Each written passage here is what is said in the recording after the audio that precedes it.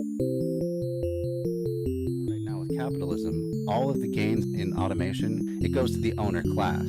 All you have to do is have everyone be an owner, and now suddenly any gain in automation is a gain for everybody. If you grow just one thing, it may not grow as well as if it grows with another thing. A good example of that is called the Three Sisters method of farming. There is definitely multi apartment buildings or multifamilies that do passive design. $100 million that they gave to Joe Rogan that they would kind of be out if they breach contract.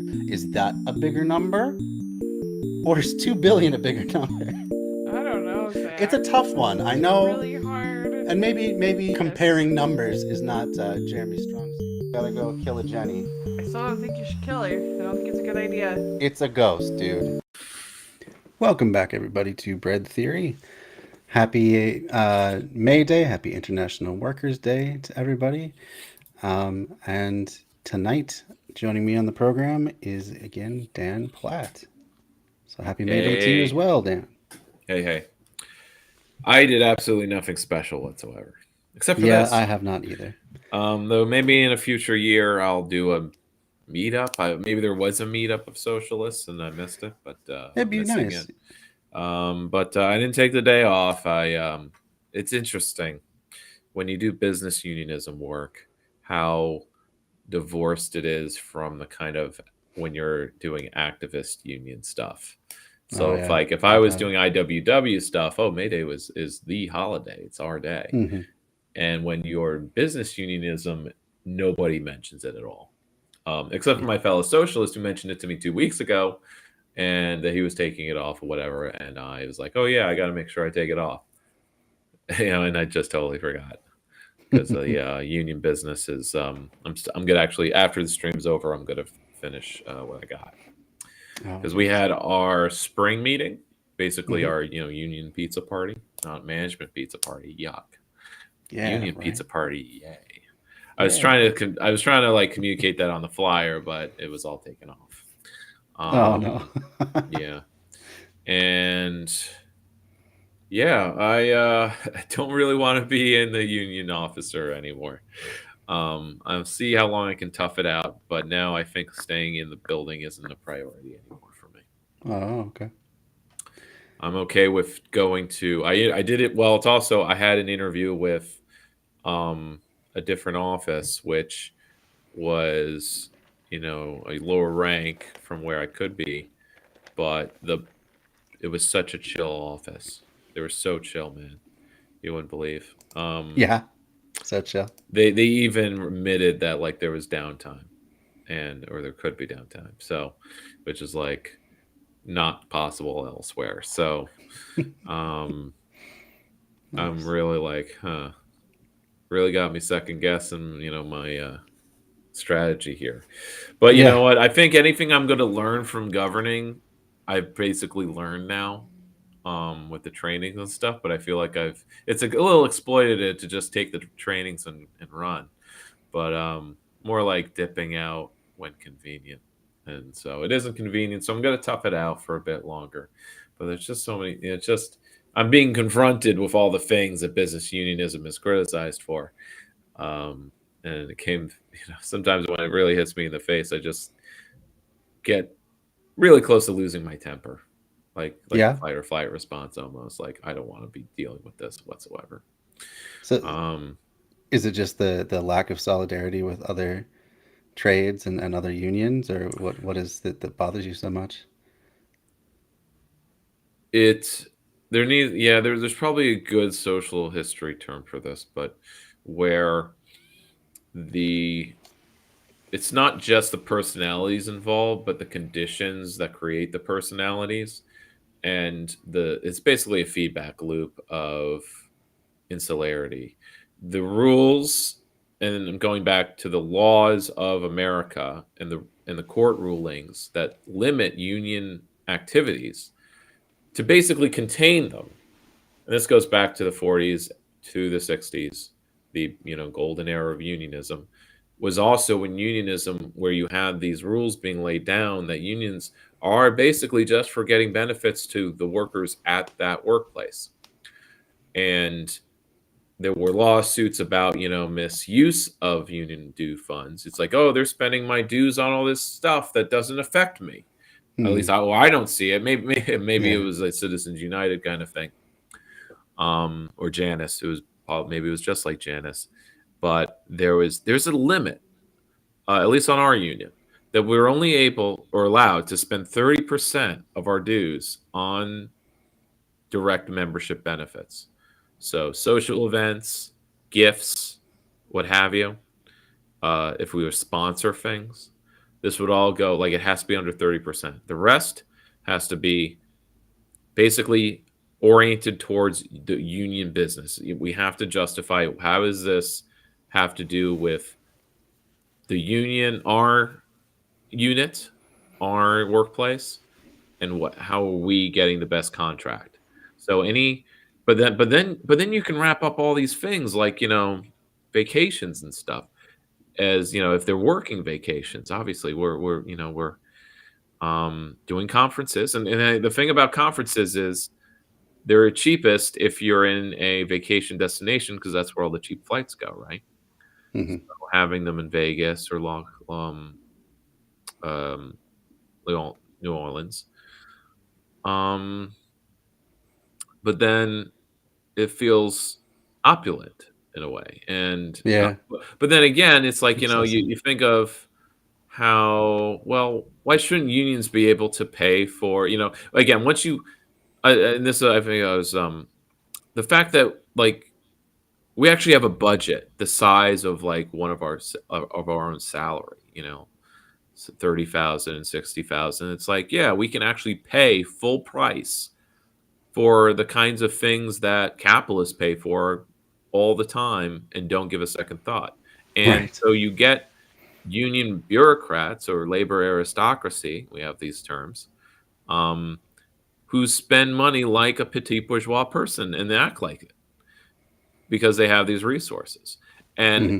they do further, their own professionalism when it comes to negotiating for the contract and getting it done, and throwing, seasonal parties and whatnot. Hmm. But there's that, and there's a way that when you're with activists or people who are, poor or don't have, like, okay, so I'll put it this way.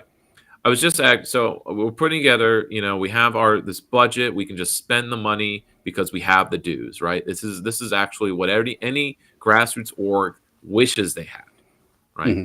But because of the laws curtail us to, like, no, we have to spend on this.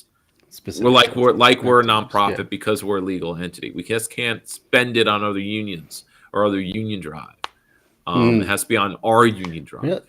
or Can't something even be like in that. other unions, huh? No, Wow. no. If anything, no. If anything, there's, like, more rules, like, not doing that.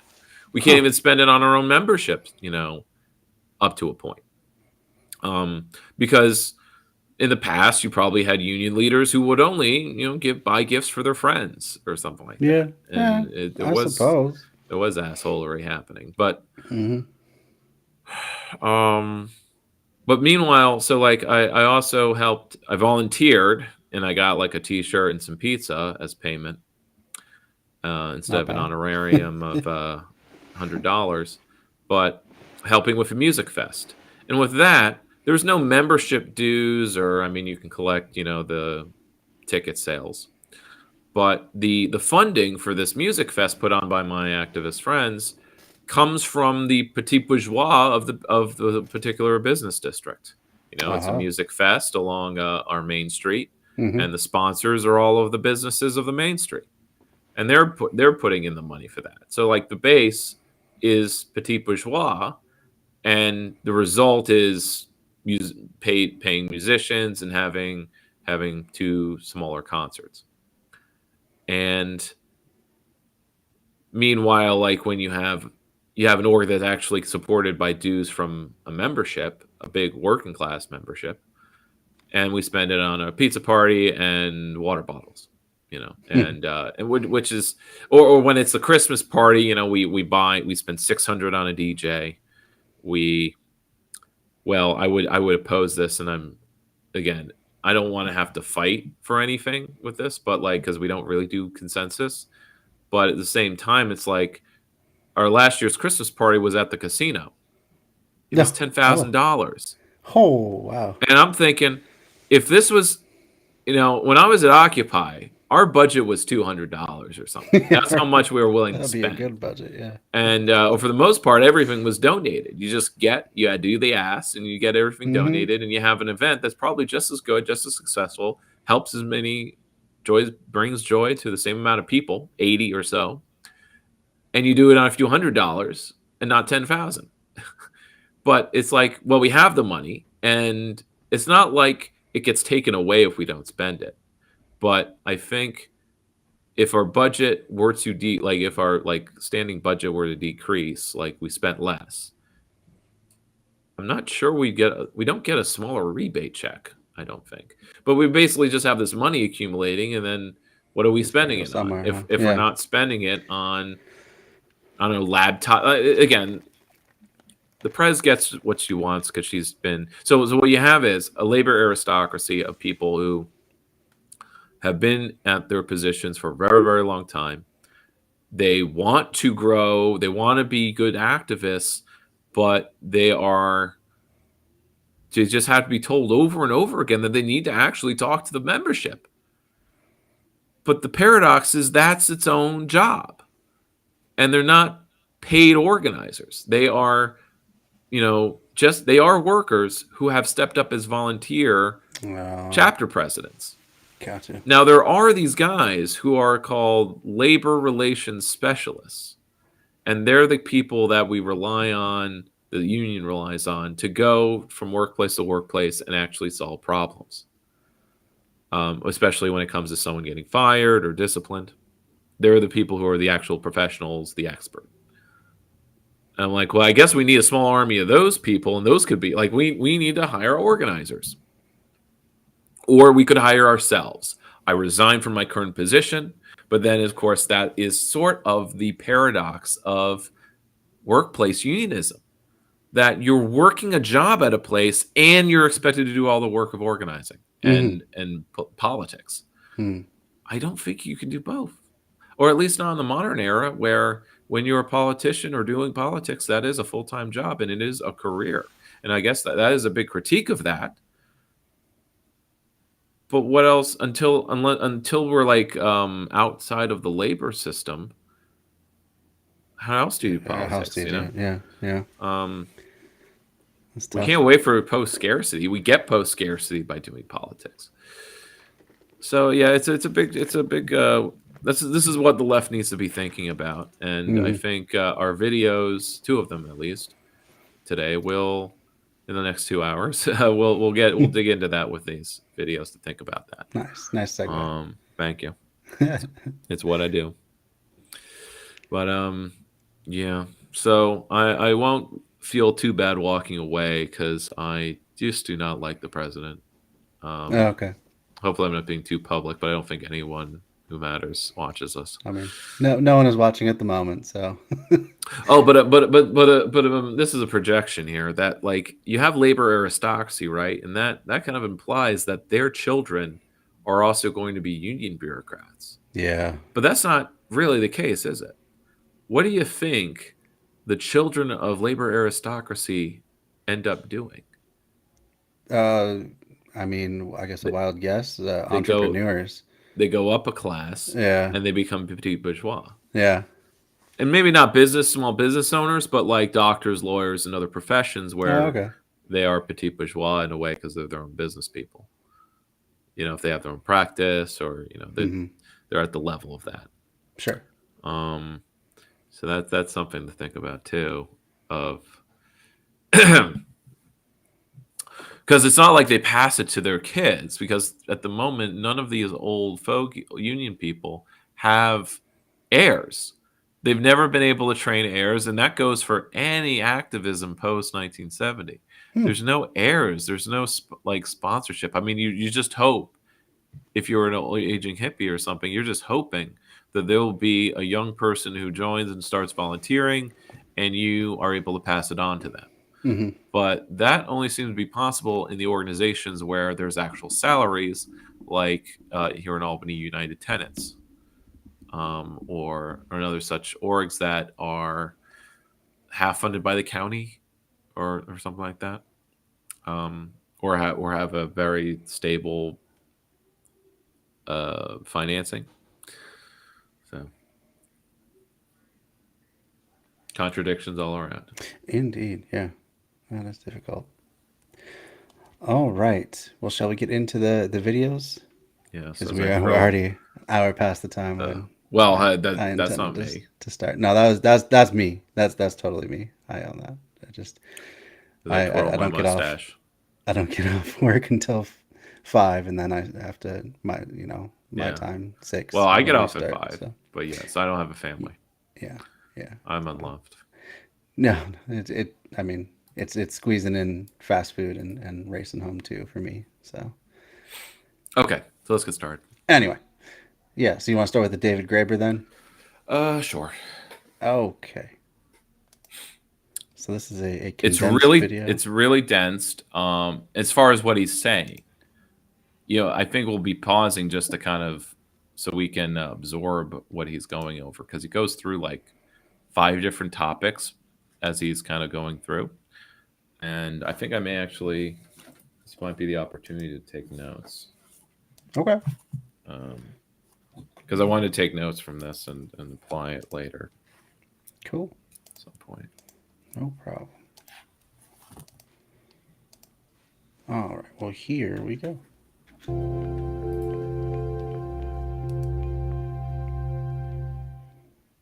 I personally feel that the globalization movement was one of the great success stories of recent years politically.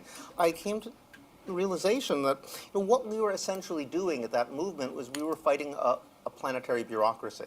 While people talked about free trade as this kind of spontaneous phenomena, having something to do with the internet perhaps, and globalization as being the sort of almost natural force of nature kind of thing, uniting people, facing borders, this is the rhetoric of the 90s. What we found when we looked at what actually happened was that, what was really innovation, borders weren't being effaced at all.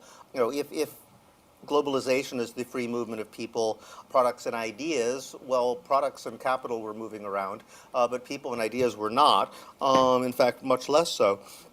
And what was really happening is they were setting up the world's first real planetary bureaucracy. We'd had the UN and institutions like that, but they didn't really have any teeth. Whereas things like the IMF, the World Bank, the institutions that were being highlighted by the protesters at Seattle and Washington. All these institutions really did form an effective administrative web, which was capable of imposing its will almost anywhere.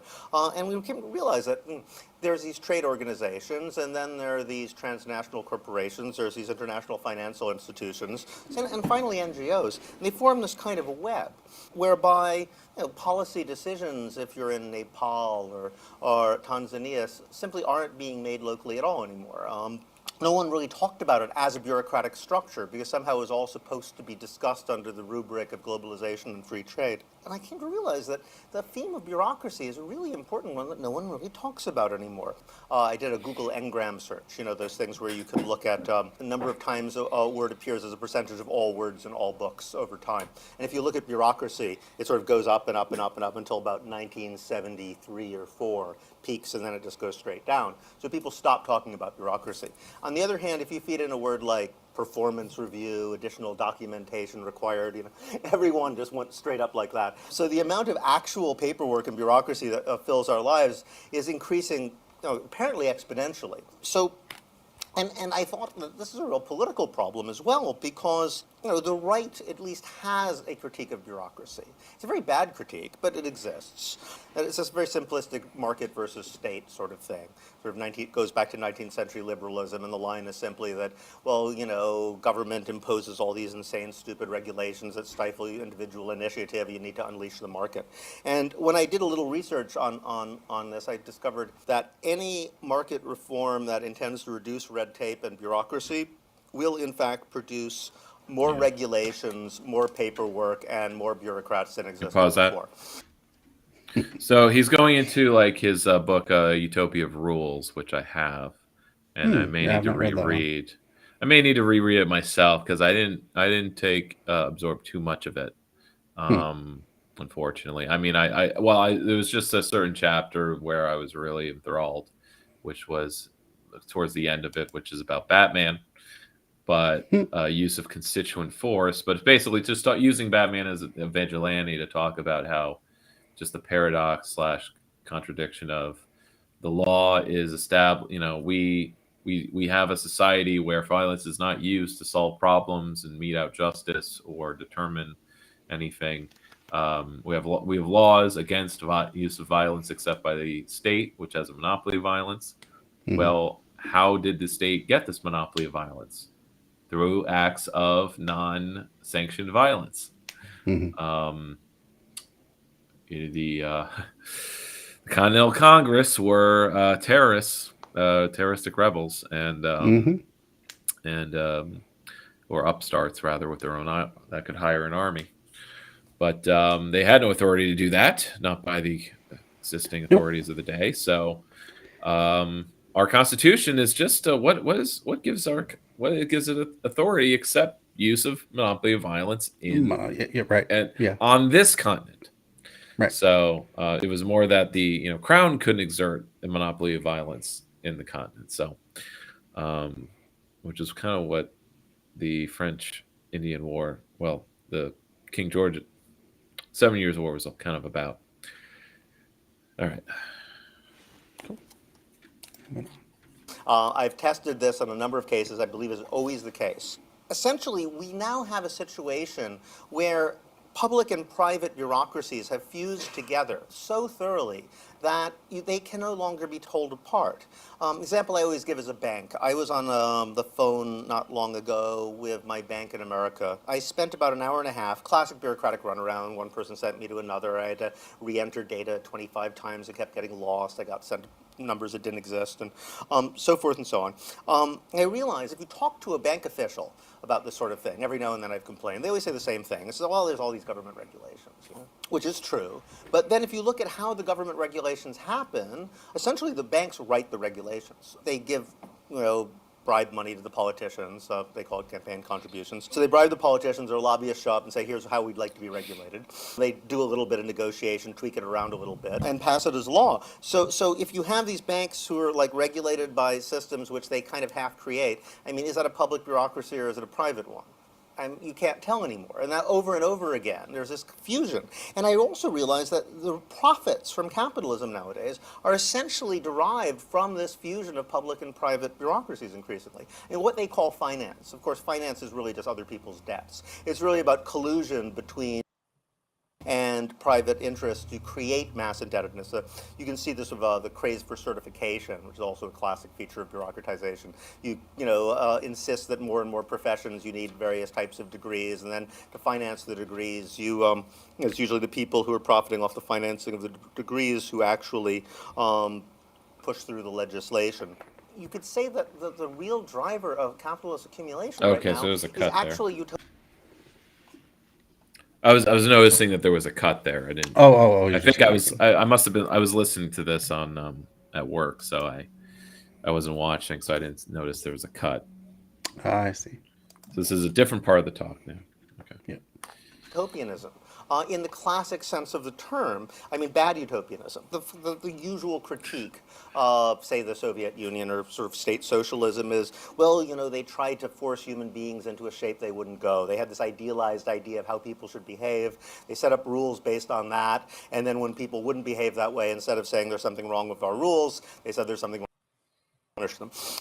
But you think about it, that's actually the driving force of capitalist accumulation right now. And I'll give you an example. JP Chase. In 2009, 71% of their profits came from fees and penalties. So basically, they're making money off of making up rules that you can't follow, and when that happens, saying, no, the problem isn't with the rules, the problem is with you, and punishing you. That's it. That's classic utopianism. So this is how capitalism now works. It has very little to do with production and commerce, at least in terms of the profits. It comes from this sort of bureaucratic fusion of public and private, where you can't tell anymore which is which. There was a kind of a collusion that you could see it starting to happen in the 70s between the upper echelons of corporate bureaucracies that used to be oriented toward actually making stuff, which kind of aligned with the financial sector, which they used to be fairly hostile to, whereas the financial sector itself became increasingly corporatized.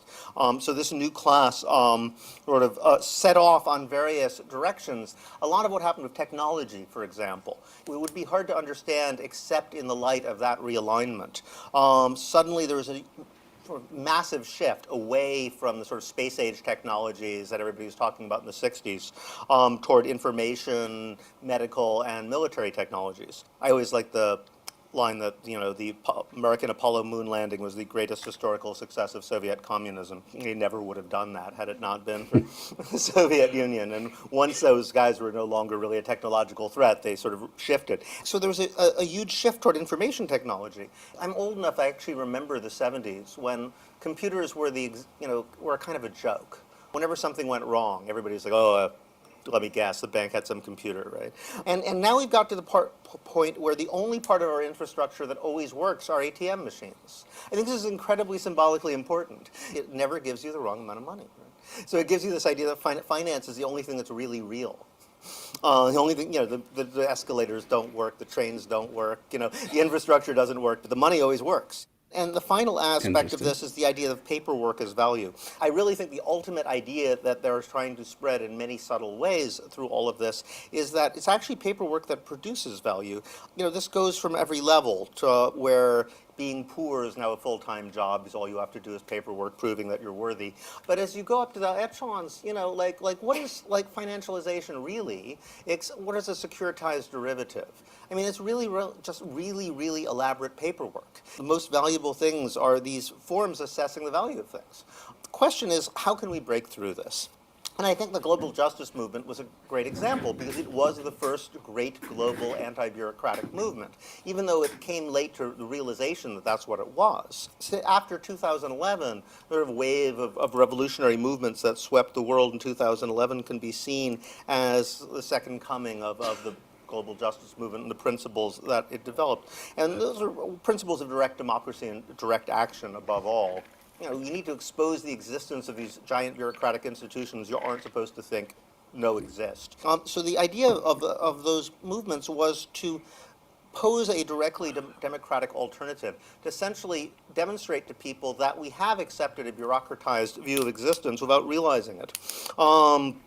People who live in societies that consider themselves democratic don't actually practice democracy, have no experience practicing democracy, and don't really know what it would be like to do so.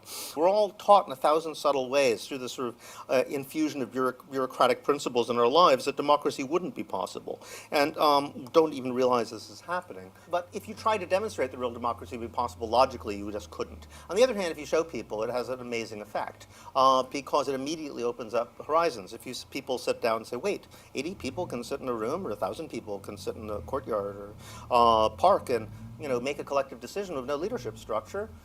Wow, all my life I've been taught to believe that was impossible. We are in an interesting situation where the political structures, which we are it's a bit idealistic, by the way, and that's sort of if there is a critique of Graeber, it's kind of there's an idealism there that.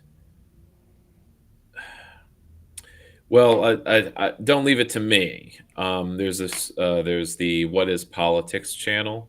And I think he has a good, and there's other maybe more ML or just Marxist influenced people who can point out that the kind of anarchism of Graeber has some strategy problems with its the way the theory behind their the theory that results from their ideas leads to really bad politics, non-effective politics. Not maybe good as far as principled and fun, but not effective.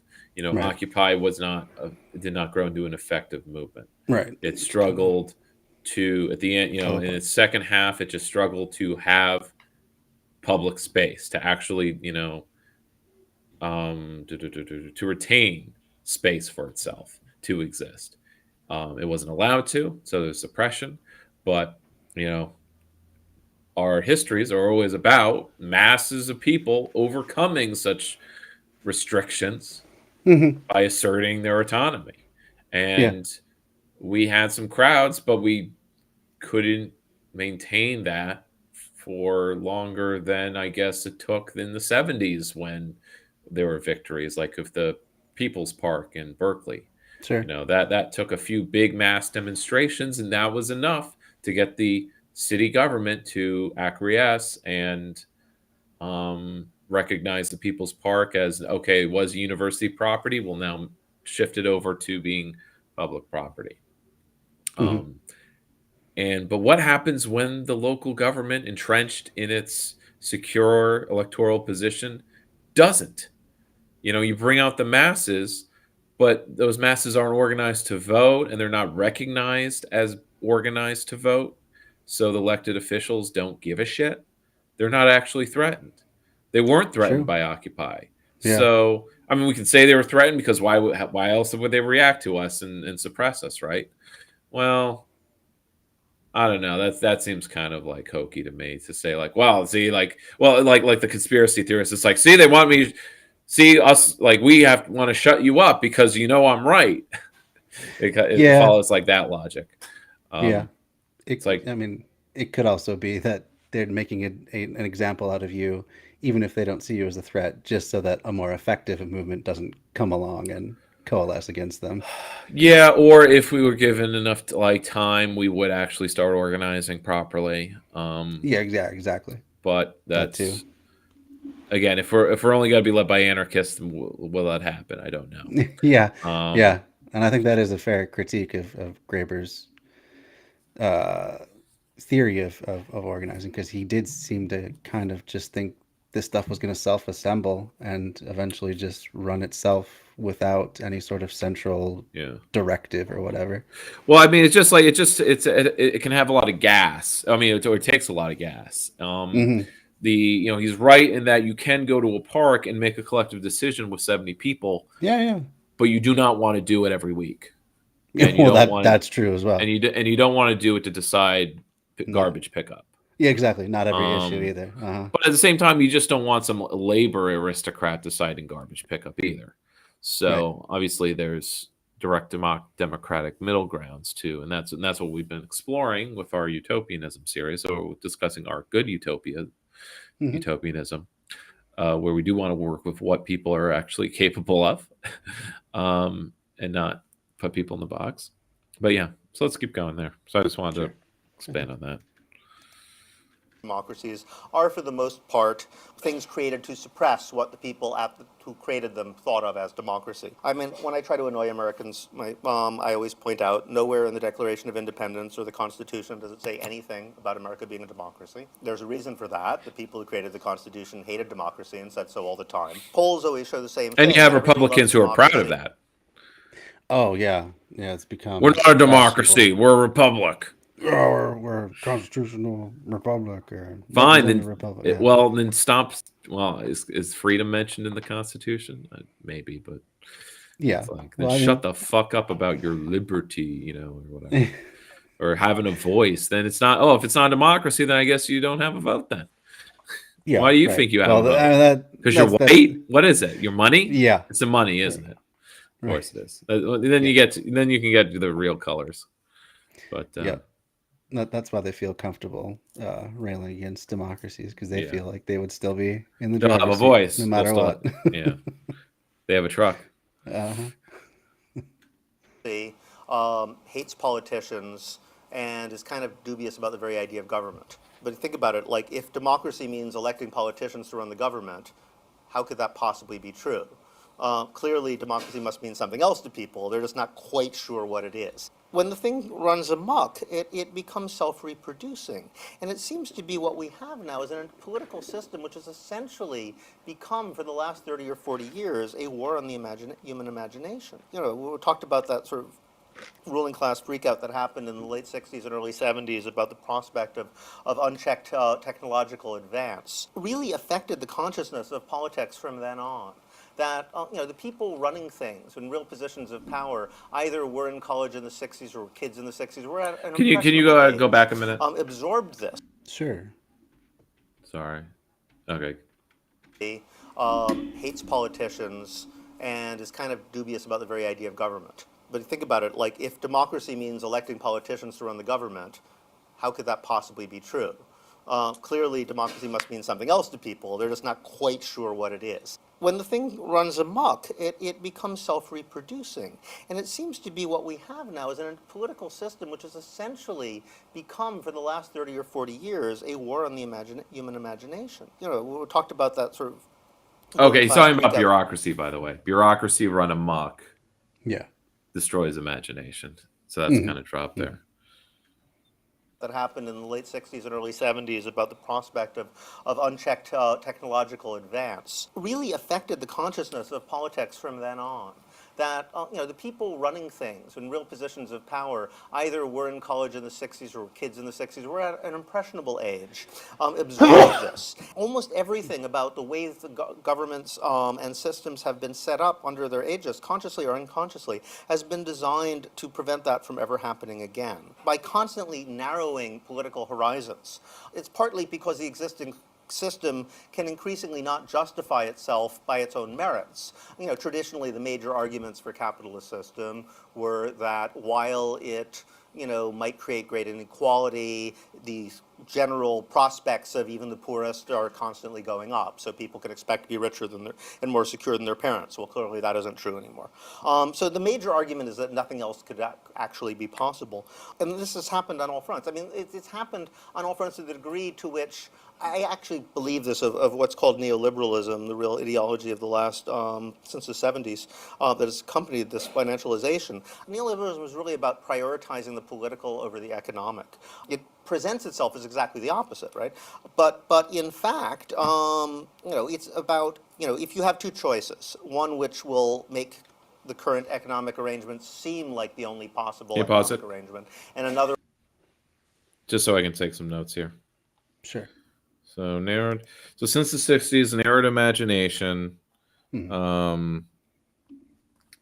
via putting politics first, which is very, very interesting, kind of really backwards from the way we usually talk about neoliberalism as the idea that we put markets and private property over everything.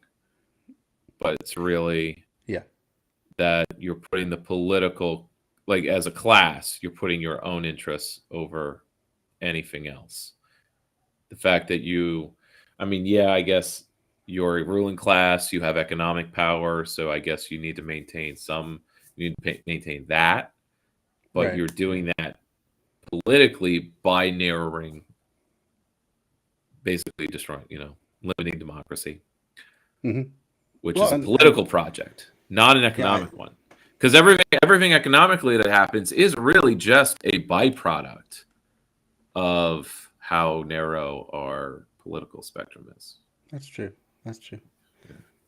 Yeah, I think there definitely was a narrowing just in people's consciousness, whatever, in people's minds of a narrowing of imagination, because you get Margaret Thatcher saying there is nothing else, that capitalism is the only thing, and you get this idea that this capitalist realism just starts to really set in as soon as the neoliberal project really gets going. But I think maybe his language there is just to solidify to that in our minds we see that as a political project. It wasn't just like for the money, because that's where a lot of lefties / left libs go wrong, where they just kind of make everything about the money. And why are they doing this? So they can have more money. Well, sure, but if you actually talk to them, and like even Musk or the billionaires, it's like they're not really in it for the money. They want to make their mark. They want to be important. Yeah. They want to be in charge. These are all things that it takes money, but really they don't give a shit how much they have. No, they just want to be able to be outside capitalism, of course, like anyone else. Yeah. Well, they just want to be the the shittiest shit poster on Twitter, so that everyone adores them, and that's a political project. That's not really economic.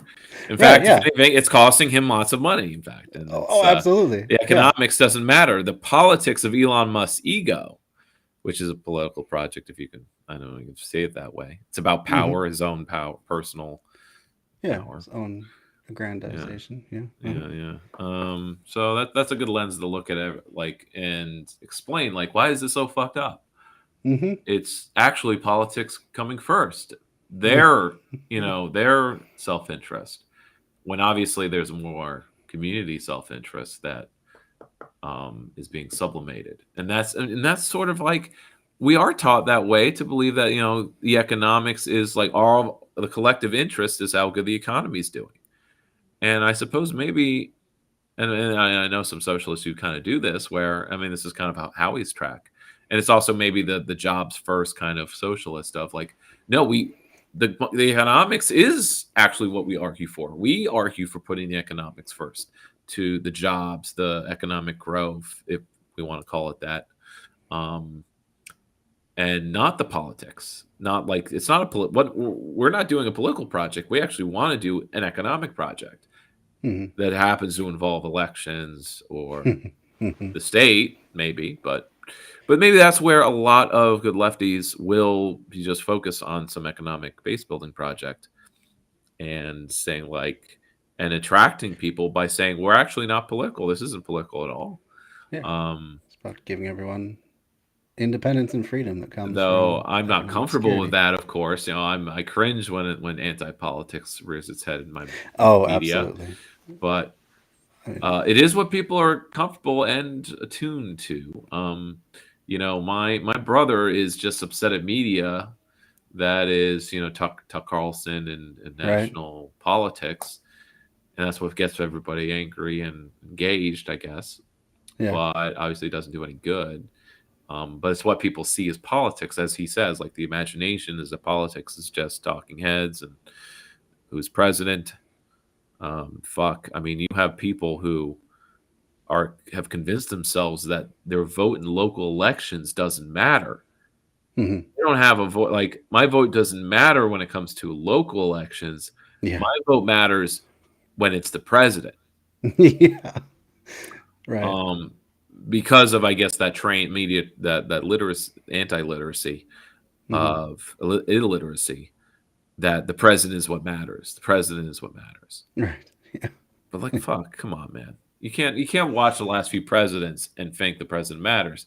But I suppose national media will just talk about what the president's doing and how much they matter. Even liberal channels will talk about the president and what the president's doing. They really shouldn't, because it reinforces this idea that the president matters. Who's running against Biden? Nobody. So I guess we'll just have to be mad. Stay mad. Team Marianne. It's so fucking stupid. No, you're absolutely right. And I mean, look at all the anti-trans and anti-drag legislation that's come out recently across the country. It's got nothing to do with what the president wants or not. It's got nothing to do with what the national Dems want. They're powerless to really stop it. Or even national Republicans, in a way. But I mean, this Right. is the card that they can play because they got nothing else, and that's putting the political before the economic, in a way. And I guess that's something to that's the framing we can go with, I guess. But we just need some good bite-sized lines to kind of communicate that. Sure.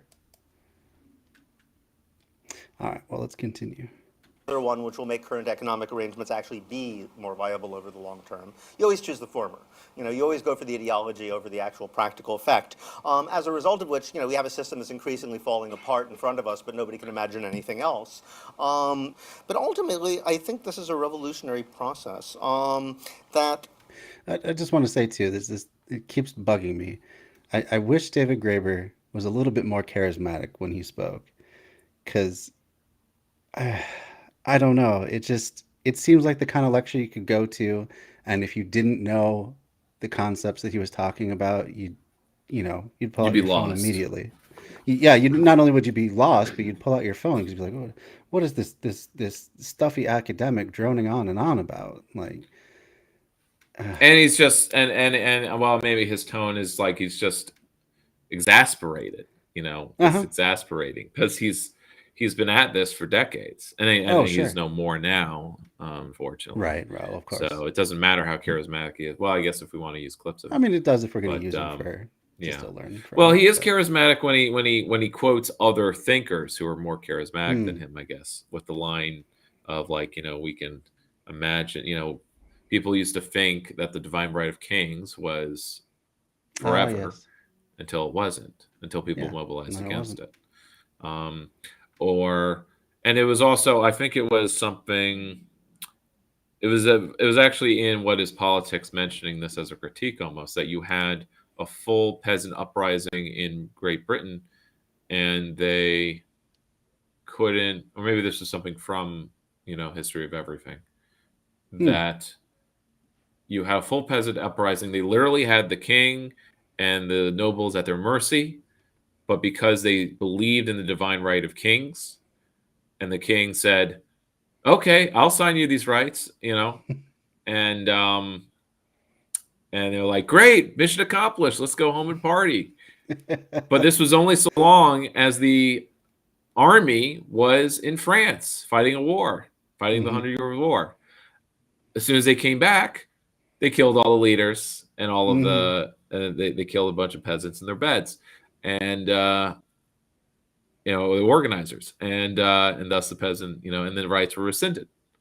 Maybe to be melded into the Magna Carta, but it. But yeah, Didn't no, matter. I get it. You got to know your enemy. And you got yes, keep your eye on them.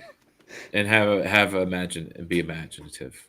Right, that too. Okay, so let's go into the revolutionary process of democracy. Sure. The creation of forms of democracy has become a revolutionary act for this very reason. People talk about Occupy Wall Street. What happened to it?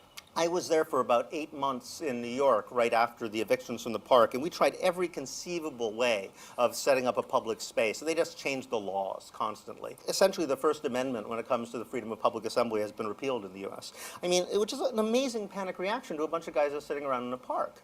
It just shows just how threatening this is. And in those spaces, the other thing which I think was everybody who was in them found truly remarkable was that you had the time to talk.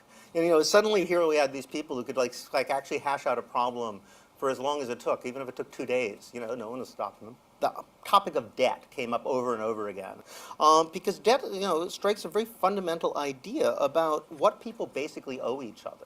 Money is really just promises that people make to one another. How do we reimagine that? What kind of promises would free people ask one another in a free society? Politicians say, well, we promise you free education. We promise you this, we promise you that. And they get elected and say, well, that was unrealistic. The government owes all this money. They're saying, like, a promise that we make to bondholders is sacred. A promise we make to the public, well, come on. I mean, that's just made to be broken. And if you challenge people on that, right, what are they going to say? They'll say, well, of course that makes sense, because, I mean, if you break your promises to bondholders, if people who lend money and they won't get the money back, well, they won't be as willing to lend, and then, the economy will suffer, right? Yeah, but if politicians constantly break their promises to voters, people will be less willing to vote, and the democracy will suffer. One thing we realize is that we're going to have to start by completely reimagining what people owe each other, and thinking about the nature of money is a really important way to do that. The Bank of England, a year and a half ago, actually wrote a report admitting that heterodox. That's quite a jump, by the way, right there in that conversation. I kind of wish there was more of a segue there between. We care about the democracy suffering, but obviously the ruling class doesn't. No, they absolutely don't. They could do without. And though many talk of caring, I'm not sure how much the mass public cares. I mean, I guess it goes to I don't want to fall into the loop of complaints of old folks where it's like people don't want to vote. They complain about their democracy, but they don't vote in local elections. I'm literally parroting like the local activist who's a professional / an organizer. It's like, people care, they complain, but they don't do the bare minimum of voting in local elections. And I have to remind them that, well, why, when politicians do not keep any promises? I think the thing about the machine was people were loyal to it, our political machine and any other political machine, is because they would keep their promises. Because for them, the political was the economic. Or rather, like, their promises were, I will get you a good job. I will fix this park for you, and blah, blah, blah. And, it was crony capitalism or whatever, kleptocracy. But it worked for enough people to make a stable, loyal base of voters that gave the machine legitimacy, as well as a base of power, economic or otherwise. Yeah, that's definitely a factor. But then also, people are just so exhausted at the end of their workday every day that what time do they really have to be politically engaged? What mental bandwidth does the average person have for? Yeah, well, this is where any level of vanguardism. I mean, the idea of vanguardism developed from that very. Yeah, I mean, problem. I'd prefer just doing it the other way around and start focusing on liberating people so that they do have time to. Well, how are you doing that? How are we doing that? Yeah. How is any leftist doing that? Well, maybe that's how the mutual aidists. We're all doing mutual aid, and I suppose that's our answer collectively is we're trying to liberate people by doing mutual aid, but it's not going to be enough until it's at a level where it actually replaces salaries, to level of salaries. True. But what are the salaries paying for? They're not just paying for some produce, some homemade feminine hygiene products, or whatever else we can scrounge together. I mean, eventually you need to get up to the scale of building materials. And Sure. I mean, I suppose that's what kind of alternative construction eco-village stuff is for, to get around the whole, like, we shouldn't have an industrial construction industry that spans the continent. How do you make enough housing for millions though out of Cobb? I don't know is that viable. Yeah, out of Cobb, probably we got cork. Can you grow enough cork to insulate all the walls in America with cork? Or obviously it's not going to be one thing. The whole point is to have a diversity of materials instead of just relying on concrete and cement and metal, or plastics, whatever. But I mean, in the meantime, maybe you at least have a successful enough cooperative that it can fund construction projects to build free housing, essentially. Yeah, but again, it's like other projects. The choice is: do we fight to get more money? Because when you look at when people are asked, what do you want more of? It's more money, right? More money means more freedom, more security.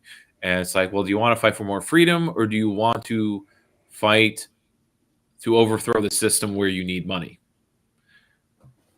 And obviously, they're not seem to be equal struggles, but sometimes they feel like it based on the scale of it. I think it does have to go together to some degree. To get more money in the hands of more people and this is where it's like, fighting for social democracy. Democratic socialism seems to be just a big of a lift as anarcho-communism in my eyes, in a practical sense. So it's like when you're organizing people, it's almost like you take the maximalist approach, because when it comes to people who are fed up, they're going to go for whatever you propose. And if you don't go big, you're going broke. People don't care, or they're not going to be excited. You have to throw something exciting or something new, or maybe there's a counter of too new, too different. They're not going to go for it. When I canvass people, they just want bread and butter issues.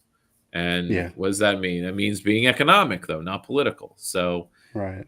And it's interesting that being economic means putting but this is where Graeber seems to be kind of folding in on himself with these clips, is to be economic is to keep the promises to bondholders and capitalists and those contracts. That's what it means when local politicians or Democrats talk about putting economics first, is holding those promises. So if you're going to fight for a different kind of promise to be kept, that's a political project then, isn't it? True. So True. I'm trying to puzzle this out. Me too. It's odd. Something to think about. We got to think, Yeah. and this is something that certain, of course, it's the thinkers that say the less problem is they don't think enough. We're always trying to act and do and campaign. We're not thinking about what we're doing. But of course, we sit the 2020s out. We snore the snoring 20s. Snoring 20. I haven't heard that one And yet. and think things through. That way, at 2030, when the shit hits the fan again, we're ready with our winning strategy, I guess. But you get that by practice. So, what are we doing for the rest of the decade? Because we're already almost a quarter into it. That's that's true. Actually, we are a quarter into it. We're more than a quarter into it. Yeah. Wow. All right. All right. Well, let's continue. Yeah. And that the entire philosophical basis of austerity, there's only so much money, is not true. Money is actually created by banks when they make loans. No politician has apparently, as far as I know, acknowledged this. Or so you have a complete disparity between the way politicians talk about money and the way that the people actually running the system are talking about money. It's total opposite now. So it always strikes me that too. It's like, how does a bank ever go under? How does it ever fall apart? Like, you're literally making money out of thin air, and that's your business model. And then no, it makes money it creates the loan based on a expected rate of return. If you don't get that rate of return, then you are in the red, and thus you don't actually have the money. So Graeber is sort of simplifying oversimplifying with this line of logic. They are the Federal Reserve kind of creates money, but again, the money is a promise that there will be economic growth out of what is used when it's invested, and it's invested by exploiting. You have to get a return. You have to take money and you have to make money out of it, and that means exploiting. Yeah. And that's something about the Star Wars universe where it's like, you want a government that doesn't exploit people like the Empire, but then the Empire was only able to have a fleet that could fight pirates or whatever. I mean, they didn't fight pirates with it, and that's the freaking point. It's like no one is able to really fight the pirates, I guess, or in the Outer Rim, or the gangsters or whatever, the organized crime. Because in order to do so, you have to raise the taxes, and that's how the saga starts. It starts with trying to raise taxes. Thrilling, yes. That's how it all started. People forget. I remember. All right. First thing I think social movements have to do to create a viable economy is to talk about the way these things actually work, and think about debt just as a matter of as a society we make promises to each other. We make a promise how much we're going to grow next year. We make how much more we're going to produce than we did last year. And a lot of what debt is as growth rates go down, we keep promising ourselves to create more and more, ecological results of which, as we all know, were catastrophic. Insofar as it will be possible to create a viable economy that won't destroy the planet, we're going to have to think very seriously about what it is we consider to be valuable in work to begin with. So, when I meet people at parties, I'd often say, "Can you pause again? Anthropologist, what do you do?" And they'll... A thought occurred to me that I just want to point out that I think this is also a critique from other Marxists, like the Catrone from Sublation. And he has a book called The Death of the Millennial Left, which is us. So we're dead, man. But what he means is that we don't have a movement because there's this belief in academia from the 70s onward in social movements, because it was sort of an assumption or a conclusion about the 60s that all the progress made was because of these strong social movements. So there was this focus on social movements, not political movements, not union movements, social movements, movements for social change, but not economic change. So not looking at the materials. Even Graeber, who's talking of revolution, is just talking. The social movements will handle it. They'll do it. Well, since the 70s, we have had social movements, and I feel like they have accomplished fuck all. Yes, there have been gains. Some here and there. There have been gains, but those are political movements. Yeah. That's my take. Okay. That it's a political movements organized. They get donors and they marshal some kind of interest groups, like a paradox game, and they win something. Social movements, I don't think have won anything. I've been a part of one. We didn't get anything. Yeah, there's BLM, massive, won nothing. Little bits here and there, but all able to be rolled back. Yeah, all and fluff, mostly just or around the edges reforms. Yeah, you know? Yeah, exactly. More body cams, more sensitivity training. Or in in Albany we've given the Community Accountability Board or Police Accountability Board some teeth and some of that, but it still feels like it's fluff. It still feels like fluff at the end of the day, because it's like, oh, now they can investigate cops for real. And then the police have shifted to looking like they're solving violent crime and felonies, and they're not arresting people for misdemeanors as much. So there is a little shift there, but this is also more because there's the general social movement. I guess things do change through social movements, but there's not this shift. There isn't a change in government. There isn't a change in the economy. I think social movements can only change society, these social things, right? That less people are becoming police, so police have less manpower, or it's just the bottom of the barrel who are the cops, so they're just not effective, and it kind of becomes a death spiral. And thus they have to focus on felonies only. They don't have enough manpower to harass people. But I wouldn't call that changing the law. It's not changing the underlying structure. No. So what do we do? So what are we doing? We got to do more. Right. Well, it's not changing the material conditions that cause people to commit those crimes that they're being thrown in prison for in the first place. Or not arrested for. So it doesn't alleviate the social ills that make people feel like their security is under threat and they need order and peace. And they're willing to build a Death Star to do it. Yeah, pretty much. or the equivalent. Yeah. Ugh. Well, have you noticed in the last few weeks? I don't know if it was similar to BLM and the actual coverage of police shooting black people, but you have this rash, or at least coverage now, of what would be isolated events, but maybe taken people being shot by going to the wrong house. I have noticed that. There were these murders or manslaughters. Yeah. One was a kid in St. Louis, and that got national news, or at least I noted it was on my feed. But then in the next few days, there was a case in my region that was maybe getting national press also because it was the daughter of a prison guard.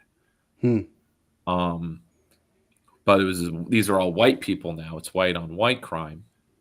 But so the St. Louis case was a teen who was picking up his brother, and instead of going to 117th Street, he went to 117th Road.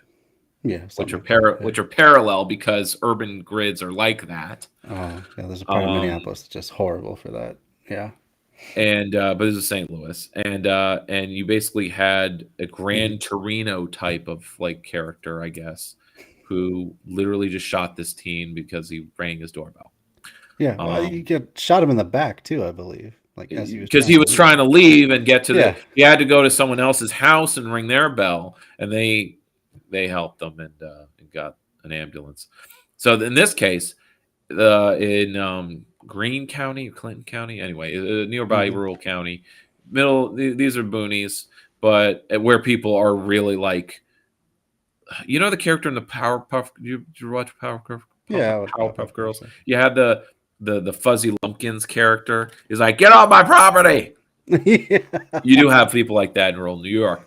And I guess it was a case of that where you have this woman who was looking for a friend's place and was just using the driveway to turn around.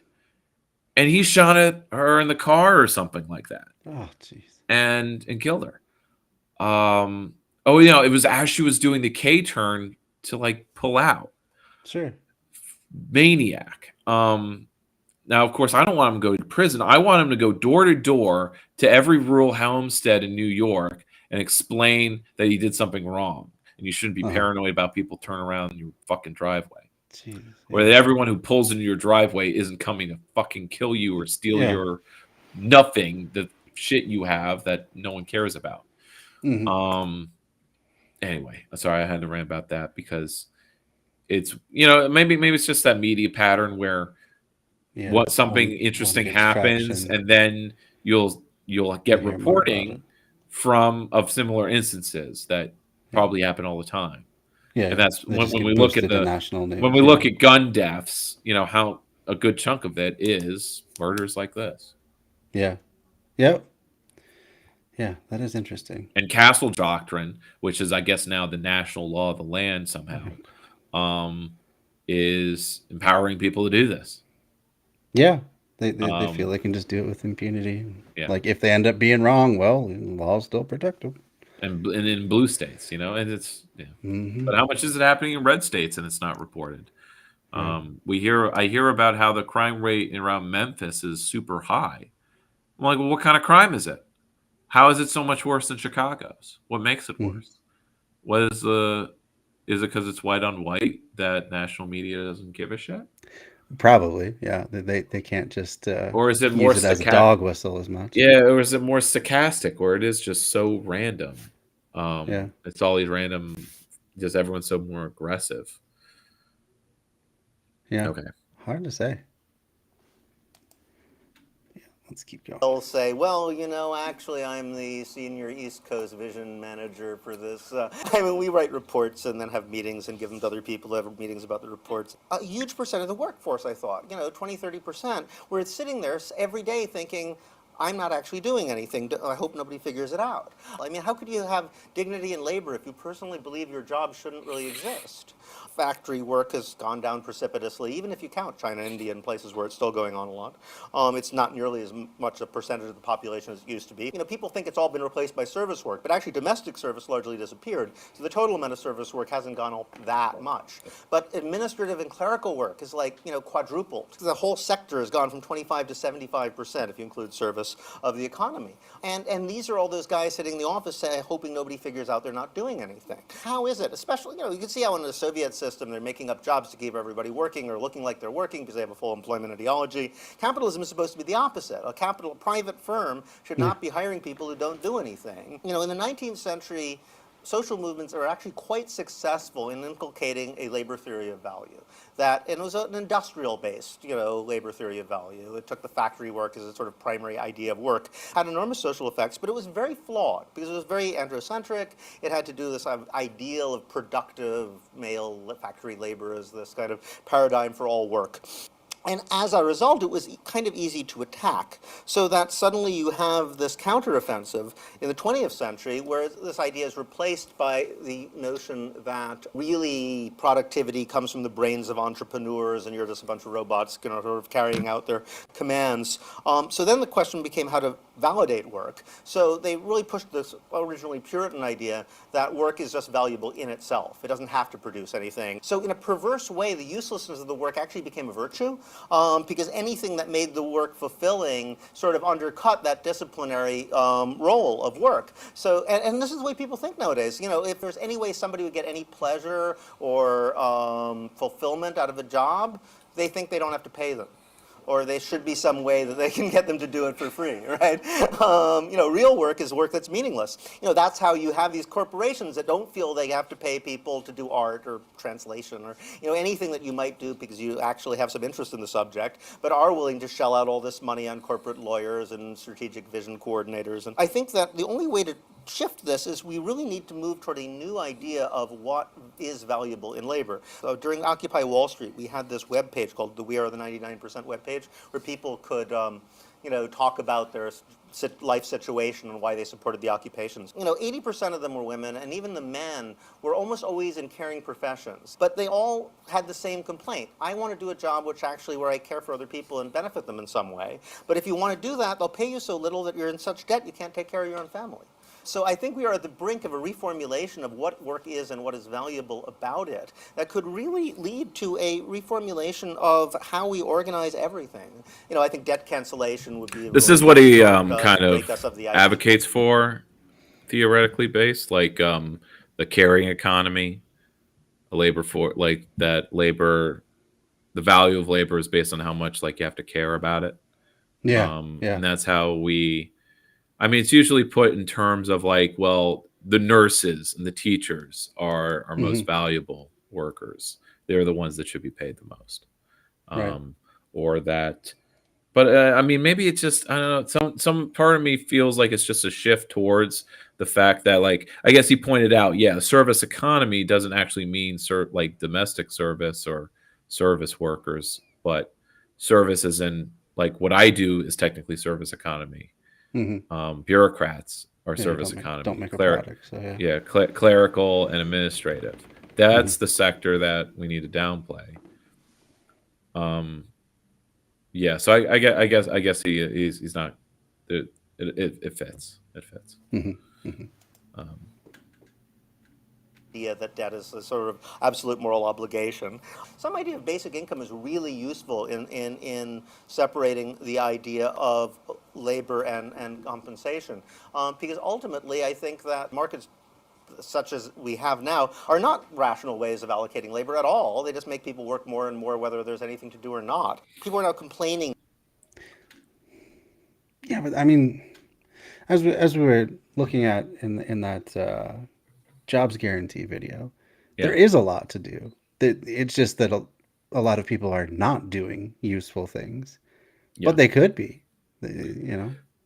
He's just talking about basic income as a means of just dislocating the ideas. But we also need to talk about policy as not only dislocating people's ideology, but the actual material conditions. And that's maybe where job guarantee can do both. Or maybe how the job guarantee dislocates the economic, precarity and the, the jobs that value, the job guarantee will be the jobs that are caring based and service based, while a basic income allows people to quit the bureaucracy. I'm in the bureaucracy because it's the best job available right now in my city. Everything else is some form of servitude to a petit bourgeois, for the most part. Yeah. Unless it's a corporation, in that case, you're just a corporate cog then. Yeah. So I'd rather be a state cog where at least, public institutions are supported somehow. Though there are many offices where I would feel like this office doesn't need to exist. That there are some offices where I'm just helping lawyers with the council, because they're just checking on anything that's occurring and checking that and just sorting their calls. I don't want to be their assistant, obviously. Yeah. Would you say that's box ticking work, as Graeber would put it, where you just have to? I think there are some sections where it is. If I'm an administrative assistant, I'm a box ticker. Yeah. Some of it is making spreadsheets, or some of it is making meetings. Setting up scheduling is something emphasized with the administrative assistant one. The office assistant, the office assistant title is just doing the paperwork for basically the professionals of an office. So it frees up them to do the tasks that matter, I suppose. Sure.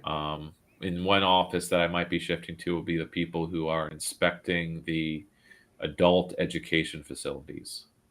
So they're the ones that kind of check in on them. That's cool. Okay. at the prospect that robots will replace work. I think if there's ever a sign that an economy is stupidly organized, that would be it. Like, oh no, nobody's going to have to do work anymore. What a disaster. You know, we often look at these problems as technical problems, and I've been intentionally avoiding laying out blueprints and models for how a utopian society might work. You know, and one reason for that is that technologies tend to follow. Once you sort of set out in a direction pursuing a set of principles, then the technologies that you wouldn't have expected to merge around that.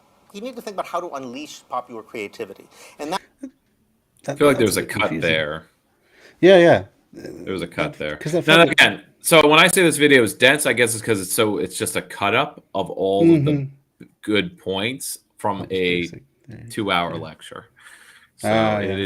is dense in that way. I think there needed to be some pauses or some But still, it seemed like he was. But kudos to the editor. They did edit this down for No. pleasure. It's a decent edit, for sure. But I was just confused in his last two statements. They seem to be at odds with each other because he was Why like, don't you play it then?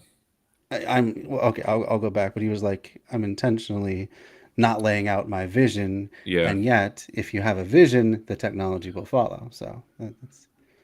often look at these problems as technical problems, and I've been intentionally avoiding laying out blueprints and models for how a utopian society might work. You know, and one reason for that is that technologies tend to follow. Once you sort of set out in a direction pursuing a set of principles, then the technologies that you wouldn't have expected to merge around that. You need to think about how to unleash popular creativity, and that's why. Well, he's saying he doesn't democracy. want, like, he wants the technology should emerge organically, and that comes from not having a plan. New plan? No plan. That's a joke from Tropico 6, by the way. The science interest group person goes like, Presidente, I have a new plan. Don't have a plan. So she just like, suggests building something randomly. That's funny.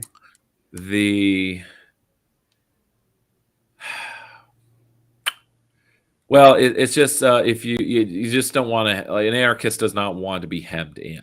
If you set down some principles to follow, or I guess he needed to word that better. I guess maybe in academic language, what he said made perfect sense.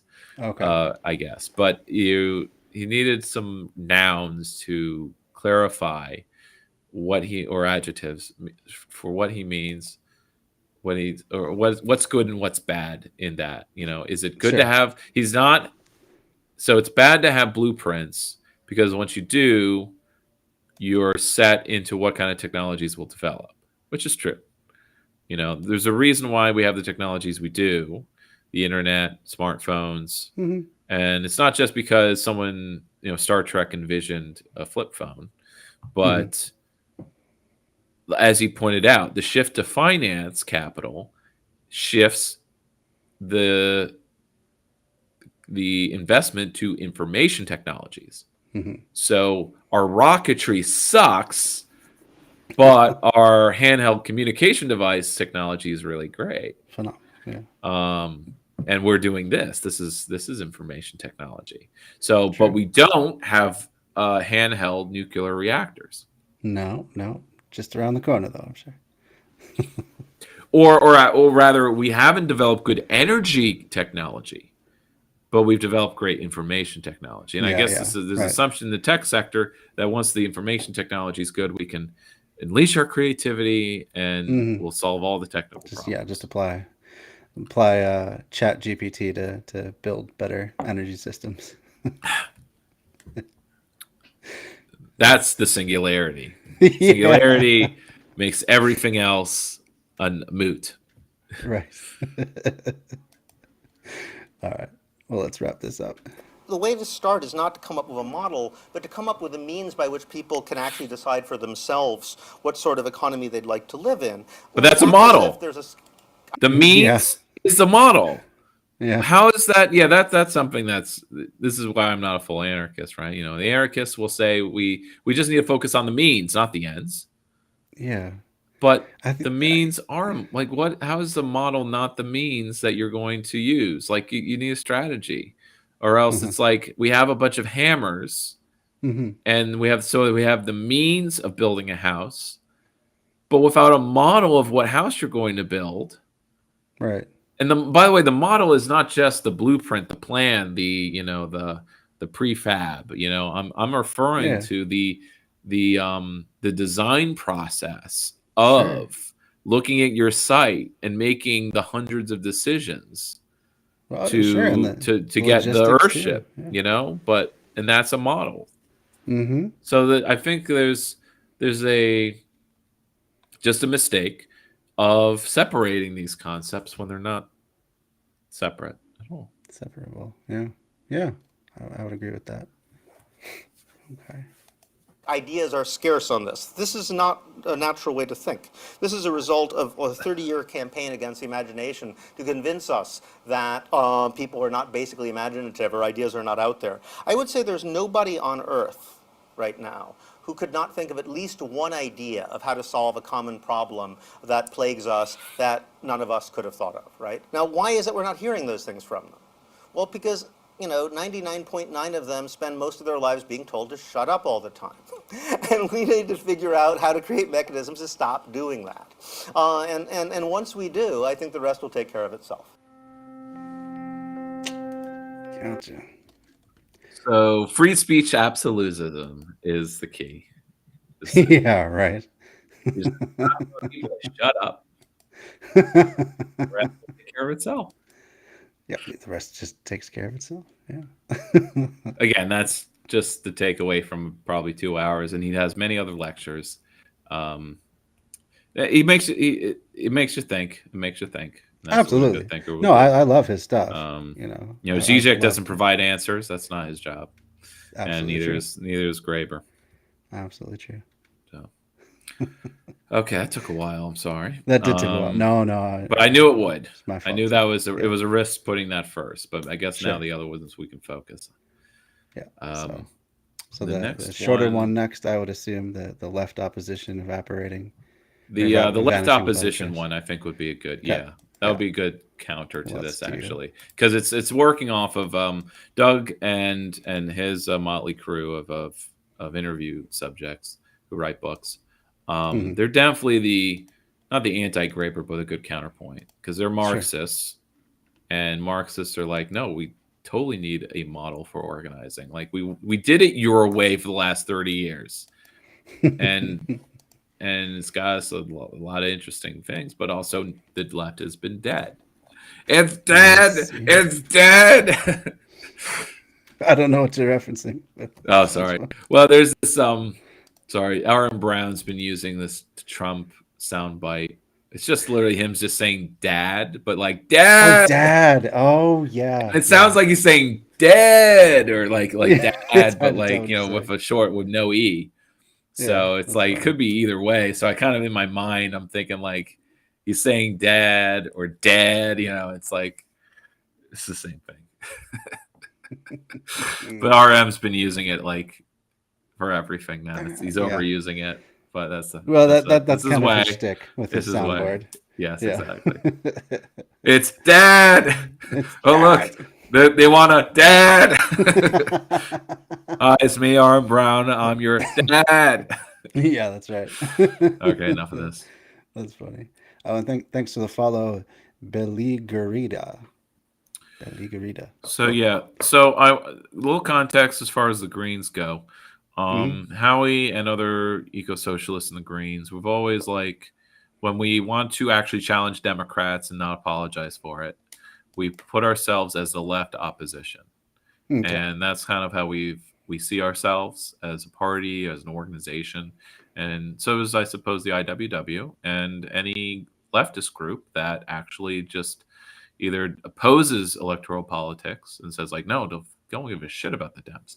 But you have all these people who are, especially with Biden announcing again, that you have all these people saying, I'm not going to vote for either one. I'm not, which is basically them saying I'm not voting, actually, because they are not part of there is no independent left to vote for. Right. That's sort of what this video is, I guess, about. Okay. But we want there to be one. Yes, absolutely do want there to be one. If we do a long form one, I want to cover the case for an independent left party. Cool, yeah. That would be really good. Which is an audiobook form now. Oh, nice. Very cool. Yeah, we should definitely do that.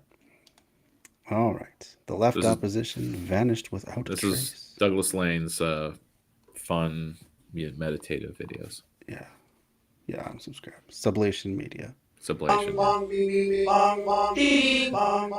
Hello, Sublation Media viewers, readers, and listeners.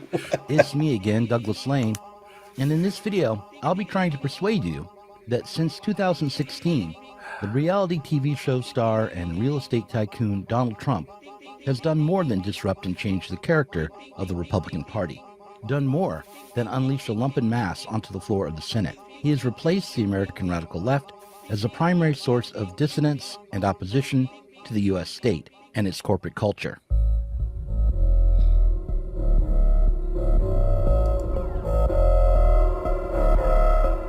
In this video, I'll try to explore what that means for those few of us who still aim to transcend the limits of our increasingly postmodern world. There are too many historical defeats and capitulations for a definitive starting point in this story to be uncontroversially obvious. So let's begin with what is controversially obvious. I'll start not with Occupy Wall Street, but with what Bhaskar Sankara has claimed was a realization of Occupy, and thereby 100 times more significant than Occupy. We'll start with Bernie Sanders' That makes me campaign. want to punch that guy in the face. You, Bhaskar Sankara? Yes. Ah. I think when he was like, Jacobin is now the Bernie Sanders campaign magazine. Mhm. I mean, I didn't really plan on renewing my subscription anyway, Mhm. but I definitely would have unsubscribed to the magazine when it just became the like we're actually All social Bernie all the time. Democrats now. Yeah. We're not a socialist. I mean, we're a socialist magazine, and when it all shifted to, and it's a total tell that Barshankar is now the editor at The Nation now. It's like Oh, is he? this was his plan all along. This is what That's too bad. what he was about. Another careerist, another opportunist. That's too Is it bad. really about socialism? Is this really how we practice socialism? Yeah. Well, it's something discussed in Douglas Lane's podcast, but by people who observe these things more than I do. Yeah. But yeah, Bhaskara and I guess Jacobin as a whole, good writers. It's like obviously, I'm glad it exists, Sure. but I stopped paying attention to their takes after 2016. Gotcha. That's a shame. I enjoyed Bhaskar Sankara's, I think it was the Socialist Manifesto. That was a pretty good book. But Did you read it? Did you cover I it? did read that, yeah. I didn't cover it on this stream, but I did read it just on my own. I'll take your word for it. Yeah, it was good. But what does all the rhetoric mean when it's just the strategy for Yeah. achieving it is vote Democrat? Yeah. Even if it is a Democrat like Sanders. But Indeed. that's what this video, points out. Cool. All right. Let's go.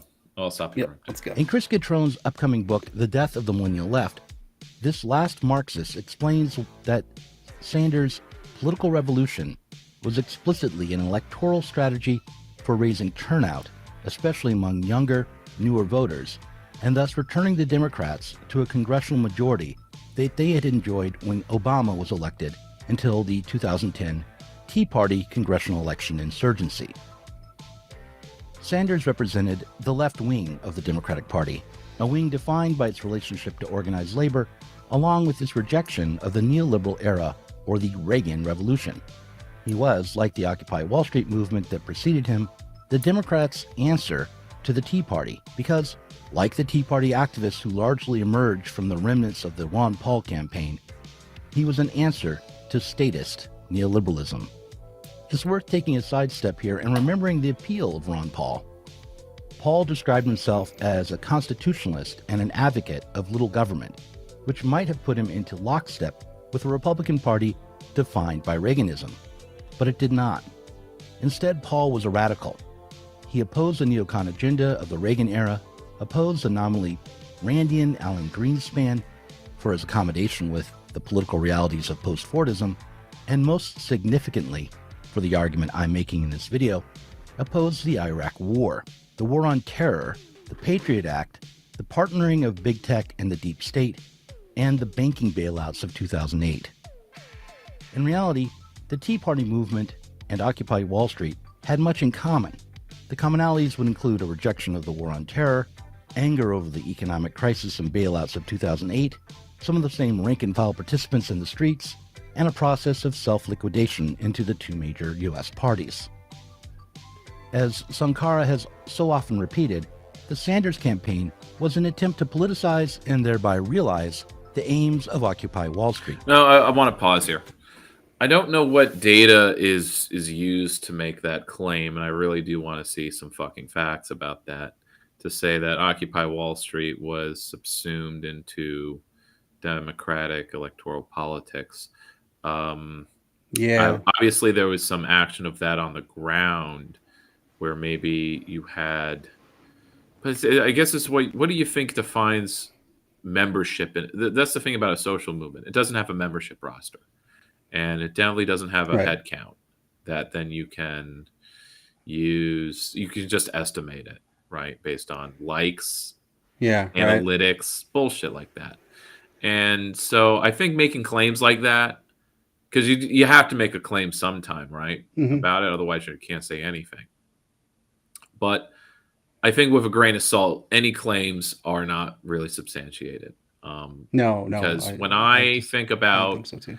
I will actually probably for every occupier, people who are on the ground with me in the park, and this is a total bullshit estimate, I would say just anecdotally, for every occupier who went into total independent politics, anarchistic mutual aid, or socialist organizing in a real way, there is an occupier who is, has radical politics as far as, ideas, but is still kind of a blue no matter who voter, an anarcho-Bidenist, that I'll call.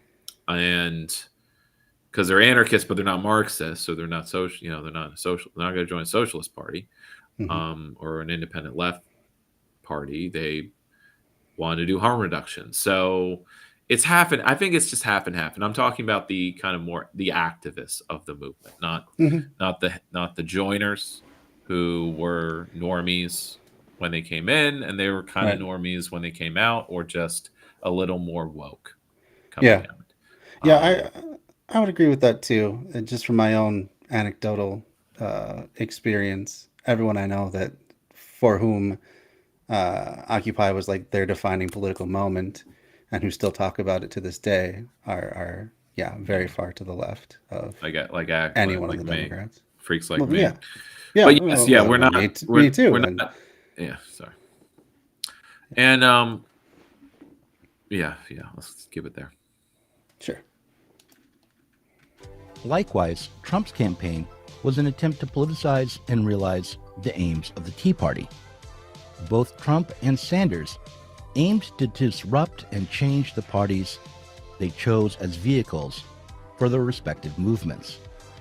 But according to Chiptune, while Sanders successfully challenged Hillary Clinton and reached beyond a mere messenger of protest to become a real contender for the Democratic Party nomination, he accomplished this on the basis of the Democrats' established constituencies. Turnout for the Democratic Party primaries has not been significantly raised, as Sanders hoped. This meant that Sanders did not change the character of the Democratic Party. On the other hand, per Chiptune, Trump did manage to alter the constituency for the Republican Party, bringing in more independent, minority, and working-class voters. So there's a little factoid. I forget if he covers in this video. I don't think he does, but it's mentioned in other interviews and stuff, that there's this paradox almost, that us lefties or Bernie-crats do better when there's lower turnout and less democratic structures in play, like the caucuses. This was mentioned. Maybe it's Chapo talks this up. Because they recognize that Bernie did best in the primaries with lower turnout, because the turnout that did occur were the people who were committed voters who were canvassed the most by canvassers, prime voters. And caucuses, which are anti-democratic in that you have to actually physically show up to be Yeah. a part of it, And hang around. Yeah. and hang around. Well, again, the people who could do this were professional, left libs Mm-hmm. who, so it's like, but that's where we did better, because it was more invested in foreign voters. But that's more of a case that, like, to make a more left-wing electorate is an electorate that is less oppressed by the workday, kind of thing, where, they Sure. need to be, have bourgeois values, I guess, or something, or have at least bourgeois wealth in some way. Yeah. Yeah. Yeah. And Middle class wealth, I guess. Sure. Just use that term. Well, just also, I mean, it makes sense that a minority of Democratic voters are going to do better when it's only the committed that show up, and not as well when the establishment has more of their. Yeah, and this is the case when Greens are elected, which I recognize. We do better when the turnout is lower, because through lower turnout, it's not that we're making the turnout lower. It's just that we are able, when it's a smaller population capitalize voting, on it, yeah. we can actually have an effect with the lower dollars that we have. Right. That too. Because we're not we're not reaching masses of people. We can reach those few hundred that vote in the special election. And so that's where we win the special elections, we win the nonpartisan elections, again, or the school boards, where those are literally, a fraction of the voting public. Yeah. And I guess if there were, in 2016, if Jill Stein did, got to 1% like Nader did, or in 2000 Nader got 1%, or maybe got to 2%. It's because those were low turnout elections compared to the 2020 and the next time. That's true. And in the Obama elections. And the Obama elections, I guess, had a relatively high turnout for Obama. And that's where we did like the worst. Mm-hmm. Yeah. Yeah. I guess maybe just by percentage, perhaps, but but when you think about like AOC, when she was first elected, there was a lot of canvassing for her. Yeah. But it had a big impact because that was also a low turnout election. Mm-hmm. You had an incumbent who, well, I guess no, the incumbent was there and he was beaten. But the incumbent wasn't really campaigning, and if he was, his base or the public that are blue no matter who would have come out, and the OSC would have lost. That's interesting. That's what happens when like we had a local Green elected. She ran and she lost because there was this mayoral election in her town that brought a lot of people out. It was a really contested mayoral election, and because there was just 100 more people voting, she didn't win. She tried again 2 years later, where it was just her election pretty much, and she won handily because the same amount of people showed up to vote for her again. But now you don't have those extra 100 conservatives coming out and voting down ticket. True. Yeah. Yeah, that's interesting. And I was just looking up a local case from Minneapolis. We used to have a Green Party member on the Minneapolis City Council. Cam Gordon, Cam Gordon, yeah. And he was swept out of office in 2020 or 22, yeah. Yeah. So. Yes, I ran it about that on a previous stream, so I won't do it again. Okay. But yeah. But it is within our current fucked up anti-democracy that this is the case. Democracy is more than just whether you have elections or not, or if you're electoral. True. You need democratic media. You need democratic economy. Right. So, yeah. Yep. So it's almost like you got to hold off on elections until you've mobilized that big base, and that's sort of the case. In the case for the recent articles for the Green Party or for an independent left-wing party that won't be the Greens or will be a new thing, or consolidation of, like Sparitza, the Greens and all the others, is that we just need to propagate the idea of an independent left and an independent left party, so that, when these organizations of the next generation rise, they will be willing / looking forward to creating a coalition that wins power, because we obviously can't now. We have no coalition. Even the most liberal left lib coalition of Bernie-crats are in fact part of the Democratic base, and that's what this is pointing out, or what Cutrone points out. Sure. All right. Well, let's continue on. Integrating more non-voters into the electoral system. Cutrone writes, Trump represented a potential post and not pre-neoliberal form of capitalist politics, regarding changes in policies that have continued from Reagan through Obama, driven by discontents of those alienated from both parties. If the Sanders campaigns and their failures mark the beginning of the left's retreat into irrelevance, let's say that the Biden campaign and administration marks the midpoint of the left's total annihilation and usurpation in this very short and proximate tale. One of the difficulties of the post-Sanders Biden moment is that while Occupy attempted to develop a left-wing Tea Party-style protest against Obama, and thereby provided the conditions needed for an oppositional candidate to emerge from within the Democratic Party, during Trump's reign and into the Biden administration, all left protests were co-opted. For example, while it was the anarchist and radical student left that responded to spontaneous riots in the wake of the murder of George Floyd by organizing their continuation, the effort only rewarded the center of the Democratic Party. In November 2020, Brenton Mock, writing for Bloomberg, reported that every American city that hosted riots went to Biden in the election. Black voters in particular were mobilized by a, quote, heightened awareness of police brutality and a Black Votes Matter effort to get black voters to the polls.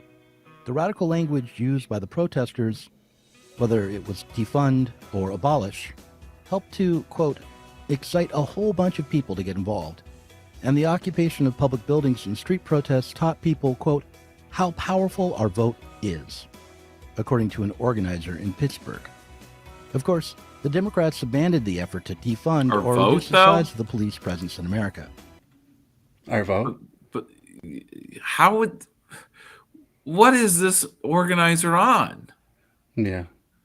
To say something like that? I guess it's just based on who's paying them. If they're a paid organizer, which, I want to be a paid organizer, but depending on who's paying me, if it's a Democratic NGO or, part of the global bureaucracy, I guess you say things like, the autonomous zone really taught people the power of their vote. or the BLM protests and the riots that taught people the power of their vote. Just, sheepdog everyone back into voting blue. Do people feel like their vote gave them power after 2020? Obviously, that's why we have such a strong left these last 2 years. I must have imagined there being no fucking left on the national level, at least in the news anyway. But I guess we're biding our time, waiting for the right. We're expressing neutral gin. Neutral gin. Yeah, it's from Avatar. I don't know Avatar. I have not gone through that one myself. Okay. Sorry. No, it's okay. It's my fault. I should know my Avatar. You have kids. I do. You need an excuse. Yeah, I think they've probably seen everything Avatar. So anyway, moving on. In February of 2022, the Democrats declared the defund movement dead. Instead of defunding, the Democrats got tough on crime, and mayors across the country increased police budgets and created harsher sentencing laws. Yeah.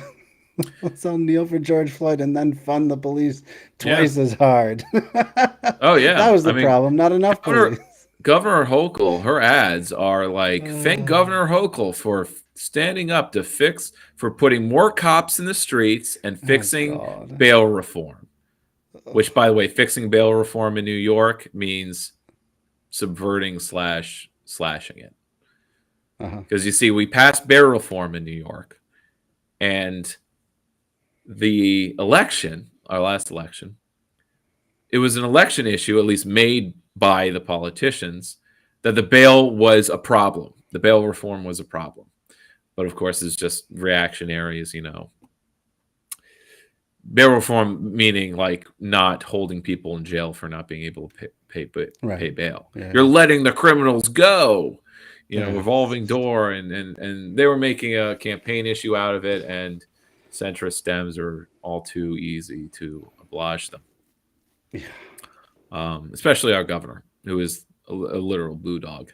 So she was like, "Yeah, I'm for fixing bail reform. We got to fix it. It's got problems. There's always fucking problems." Now, of course, when it comes to things like the climate change bill, that has lots of problems, and they're not talking about needing to fix that. Mm-hmm. All right.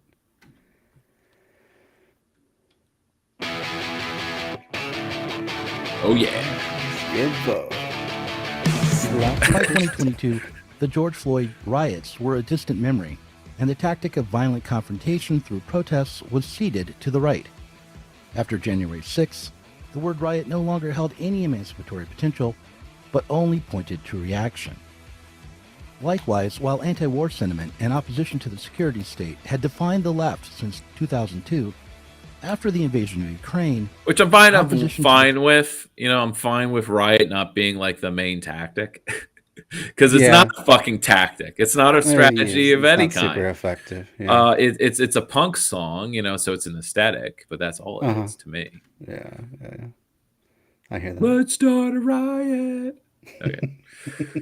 Perpetuation of the Ukrainian conflict was only taken up by a fringe of anti-imperialist leftists and grandmothers dressed in pink, as the Ukrainian flag replaced Black Lives Matter signs on the lawns of urban progressives in the blue regions. Urban progressives too.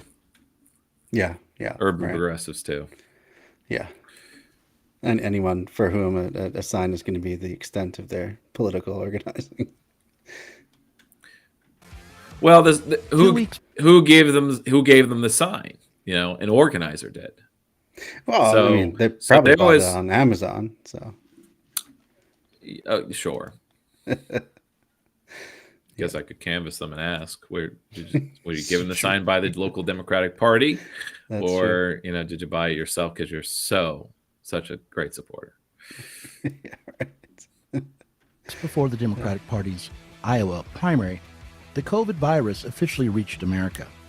By the time the center of the Democratic Party consolidated around Joe Biden as their standard bearer, the virus was a central issue on every voter's mind, as fears that going to the polls might mean participating in a super spreader event took hold, and officials and candidates tried to assure the constituents that everything necessary was being done to deep clean the touchscreens and protect the public.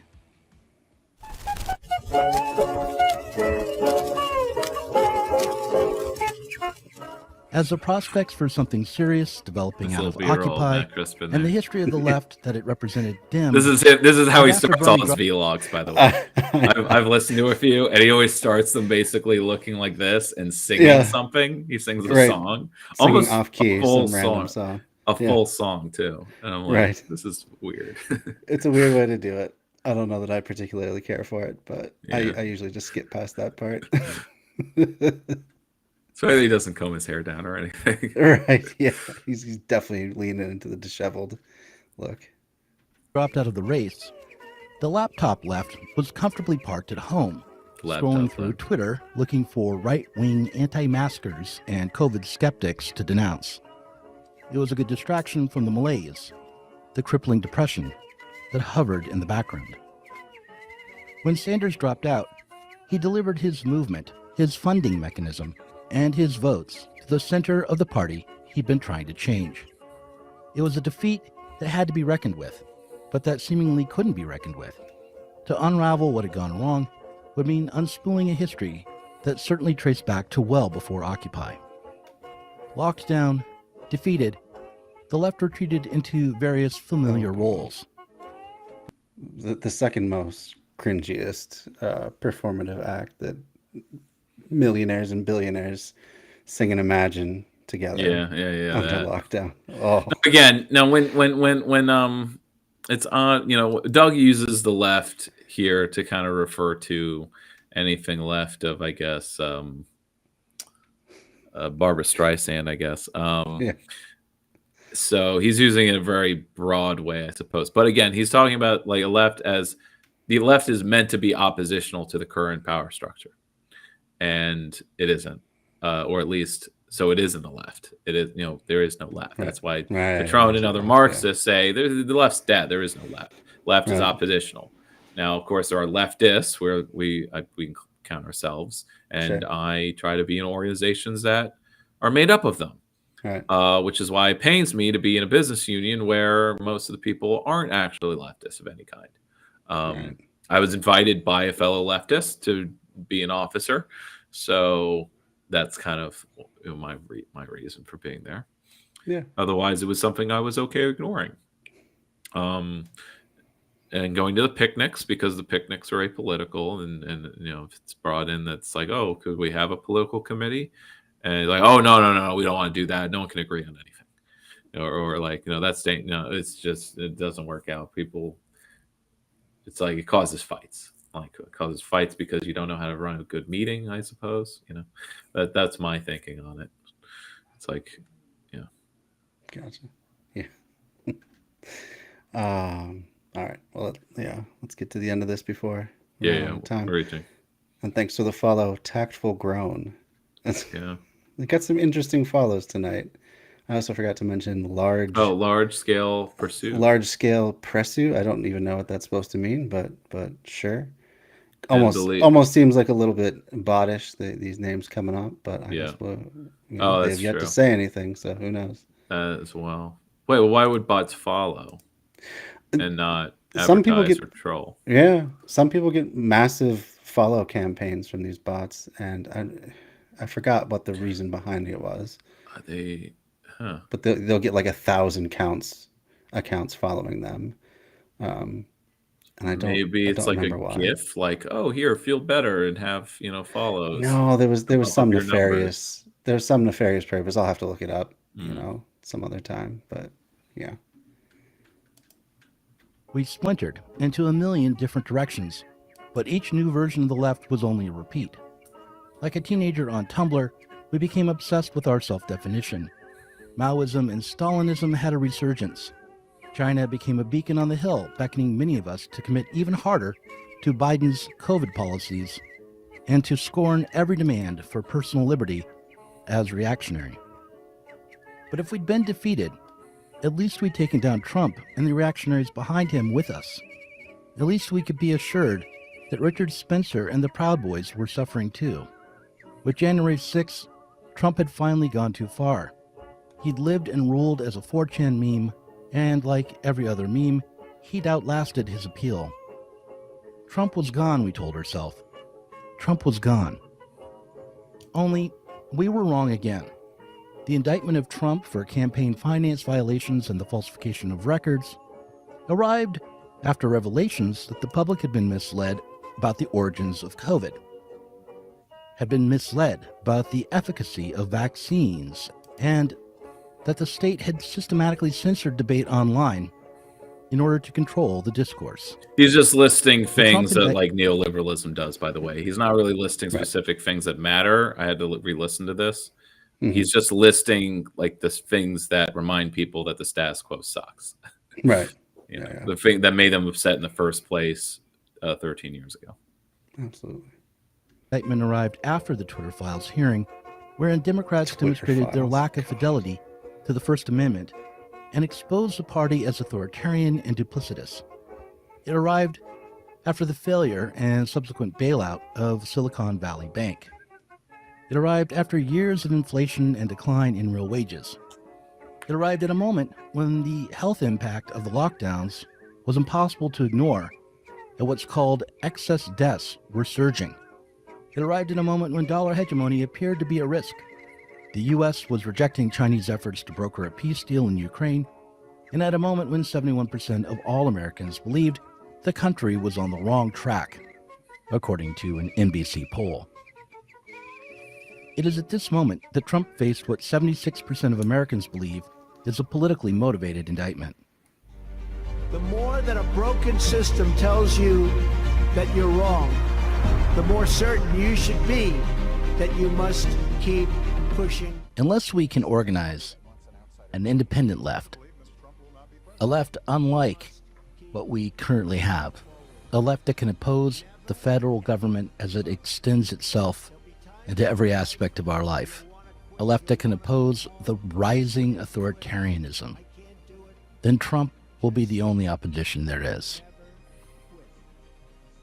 In 2016, Hillary Clinton countered Trump's slogan, "Make America Great Again," with the slogan, "America is already great." If that felt like a pathetic establishment-friendly response, founded on a deep denial in 2016, Imagine what there's an Biden even says. hollower retort now. Where is the left?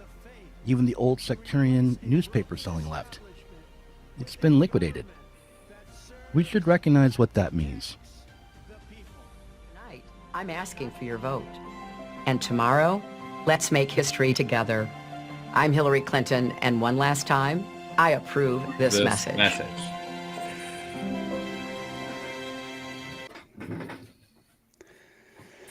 Wow. So what's your takeaway from that? Besides, we need an independent left, but obviously, He's certainly more to it than that, and that's Right, one thing I right preach about over and that. over, mostly because I'm an avid listener, and I've met him in person. Sure. Yeah. I mean, personally, Douglas Lane was I think my first introduction to an actual out socialist doing socialist sort of speeches. Really? I think I first heard him What was on a completely different podcast. It was called, what was it called? The Not C Dice. Realm, the consciousness realm. Oh, he was on C Realm. Okay. Yeah. Yeah. And so I Um, was like, oh yeah, maybe there's more to this socialism thing. So he was definitely a big early Cool. influence. of What mine. year was it? It was probably 2010, 2011, something like that. Okay. So Yeah, that was about the year that I was also encountering socialists. It wasn't via the C Realm. I only listened to the C Realm after 2012, actually. yeah, It was when I was working at Test Distribution, and so I had way more time to listen to podcasts than even at studio. But I wasn't tuned into the C Realm yet, I guess. Yeah. But I got there eventually. But yeah, interesting. It was only towards the end that he would talk more Marxist, because he was just so sick of talking to nihilistic David Greer and oil. The people, it was all about peak oil for the guy at C Realm. He would talk to all the peak oil people, and they were all wrong. They were wrong. And so he's like, I'm done talking to all of these climate people who are all just greenwashers in some way, or they're just wrong and they can't face it. And they have no retort. They have no new theories, no ideas. They're very, very interesting to see like that change over time. Yeah. Well, that whole group kind of when like during the ascendancy of Trump and stuff, almost all of them kind of broke rightward and got on the whole like well, you know what? anti-wokeness bandwagon. We could puzzle about it, but I think Doug just hit on why. Trump was the opposition to the status quo. That's not in the way that Bernie was. Well, no, definitely not. What I mean is not that Trump is an actual opposition. Of course, he is the status quo. Right, yeah. But he makes people feel like he is. And when they support him, they feel like they're the opposition. Right. He has that populist flavor. When I would see people support Bernie and Bernie himself as a candidate, I saw that as like, this is our chance to get a seat at the table. Or this is how we can join the status quo. Like we've been outside of it. Now we can be inside. Right. And that's why I was suspicious and not really for like, this is not going to be pushing socialism. As all the socialist groups, even the, and this is what Doug is referring to, is like, where is the newspaper selling sectarian left? The political cults, the Moppins, where are they? Right. Not Moppin himself, but I mean all of the old, all the old groups, the ISO, which literally they disbanded in 2020. Because after 2016, they followed their strategy of we will convert, we'll push all of the Bernie crats and people excited by Bernie to be more socialist. This is how we like get the next generation in our group, or we grow our group by selling our newspapers or handing out our lit at Bernie events. And I was like, good luck to you, but I don't think you're going to get anywhere because people are there for Bernie. They're there to join the establishment. They're not there to be oppositional to it. They're there to join it. And it's also why, Bernie voters were not Green voters. Some were, but most weren't. Because when Bernie dropped out, to support the Greens was to be in opposition, and they weren't really there to be in opposition. They wanted to be part of the status quo, even those that were socialists. That's what the squad is all about, being part of that status quo. Right. And all of their supporters. And now you have people who are just mad because they don't know what to do and how to be oppositional. And before you know it, Dora is going to be like, saying Trump is, well, I don't know, but I'm just saying. Yeah, no. You have Dora and his audience. They're the people who don't want to vote for either, but they're probably not going to vote at all, but they won't say that because they're cowardly, or they can't make up their mind about what they want to do, only what they don't want to do. And that's Dora's appeal, is that he's also just mad about everything, but he doesn't know what he wants to do about it. Of course not. He's got zero answers for anything. But his content is good for motivating people to stay mad, stay angry. Yeah. But why are you angry? What angry about what? And this is eventually have to be audience to Kyle Culgreen's, which is Browse Held High, is the channel. His latest video, which is sort of like only in terms of how many videos he makes. He's on ContraPoint's level with making like 2 a year, but he's afraid of his audience. Like he's afraid of parasociability. Like he's really conscious of the negative effects. And he's made he does art house films or film analysis, and he has done it's a long form video essay about Network. The angry man. Man. Oh yeah. I'm mad as hell. I'm not going to take it. He's mad as hell, and I'm not going to take it anymore. And so, and so much of our media follows from kind of that movie, and he kind of points that he makes jokes about how like the leftists in that movie don't do anything left wing whatsoever. They just want to be on TV too. Yeah. To spread their message, but then what do? They gun down the guy who's speaking truth to power and disrupting capital. That's the ending of the movie. And no problem. They're agents of capital. So anyway, there's a lot more to it. It's a really good video, really passionate. He eventually like starts ranting about his audience and then becomes an angry white, and he's doing a mad as hell speech, and he kind of points out how much of our media is just people giving a mad as hell speech that then signifies nothing. Like, right. Yeah. Maybe it's the start of a social. Through. It's just, the George Floyd riots were a mad as hell speech. Right. But what after? What movement do you build? And yeah. Or what organization? And of course there was none. At least none that wasn't assimilated into the Biden campaign. It was sickening watching it all.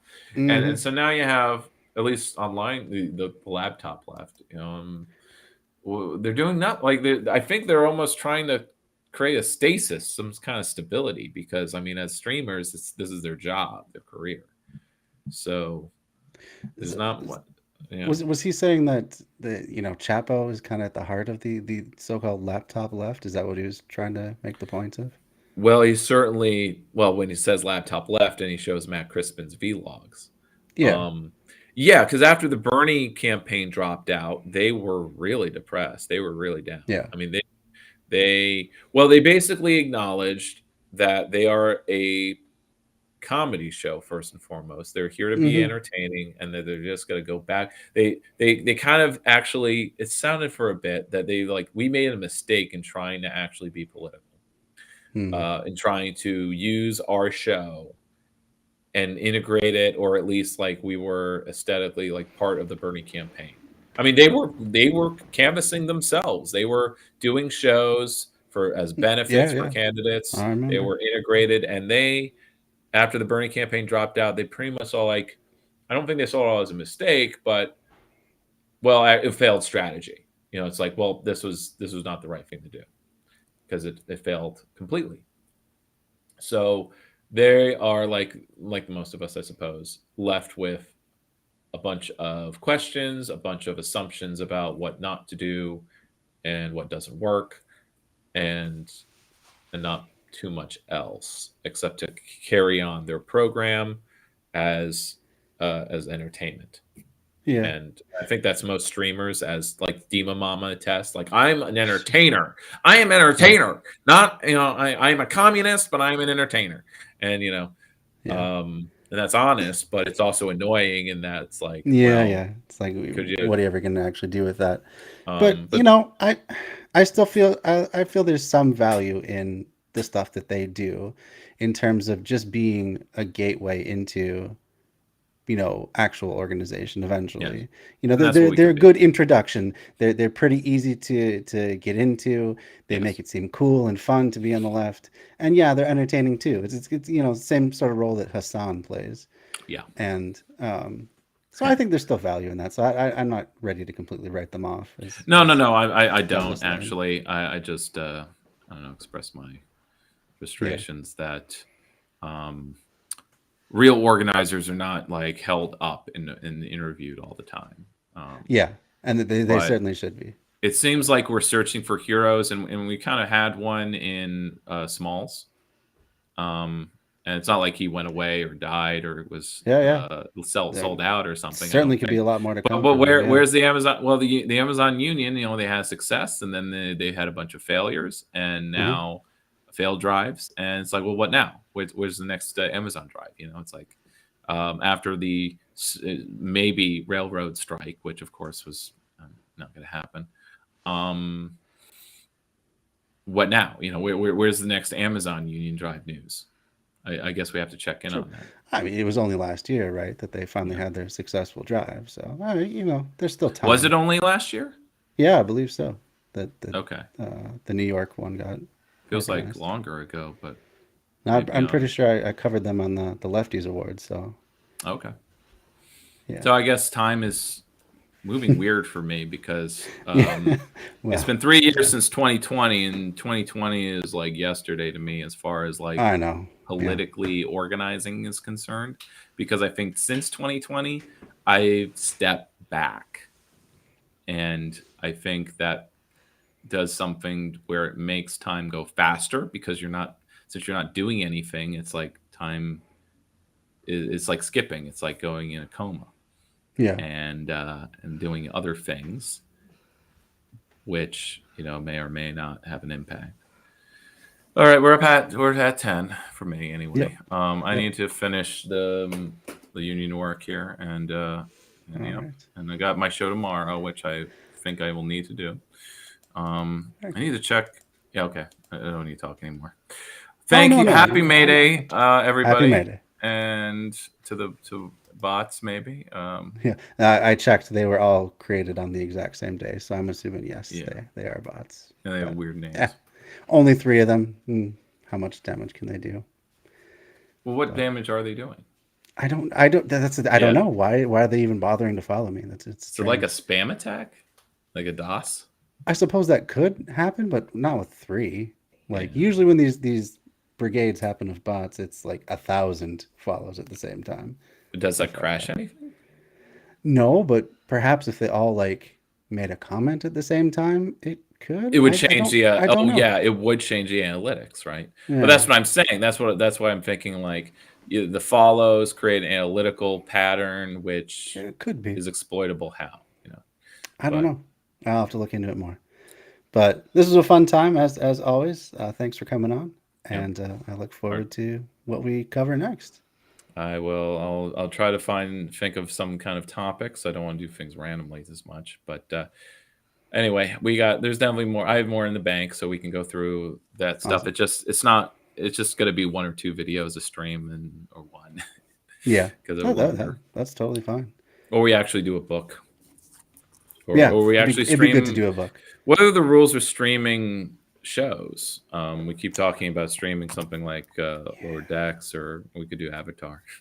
Yeah. Oh man, I'm sure. Whoever. So owns many their channels do properties. so well with that, but Yeah. okay. Yeah. I don't know. We can look into it more. Maybe just do summaries of shows and show stills and stuff like that, or rather than actually play. No, I don't find that entertaining, so Okay. I wouldn't do it. Yeah, that's fine. Anyway, we'll figure All right, something then. out. We'll figure some way to cover that stuff. All right, good night. Good night. All right, Zach. have a good night. Bye.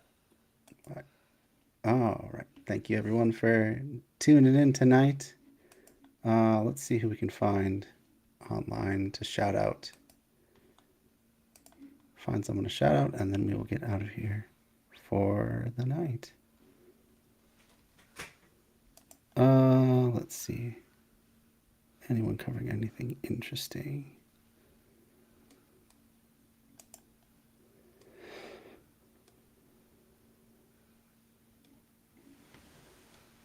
Oh, I don't know. Let's see what Freems is up to tonight. Maybe. Oh, seems most people are just playing games tonight. Maybe Riverboat Jack's doing something more interesting. Not quite sure.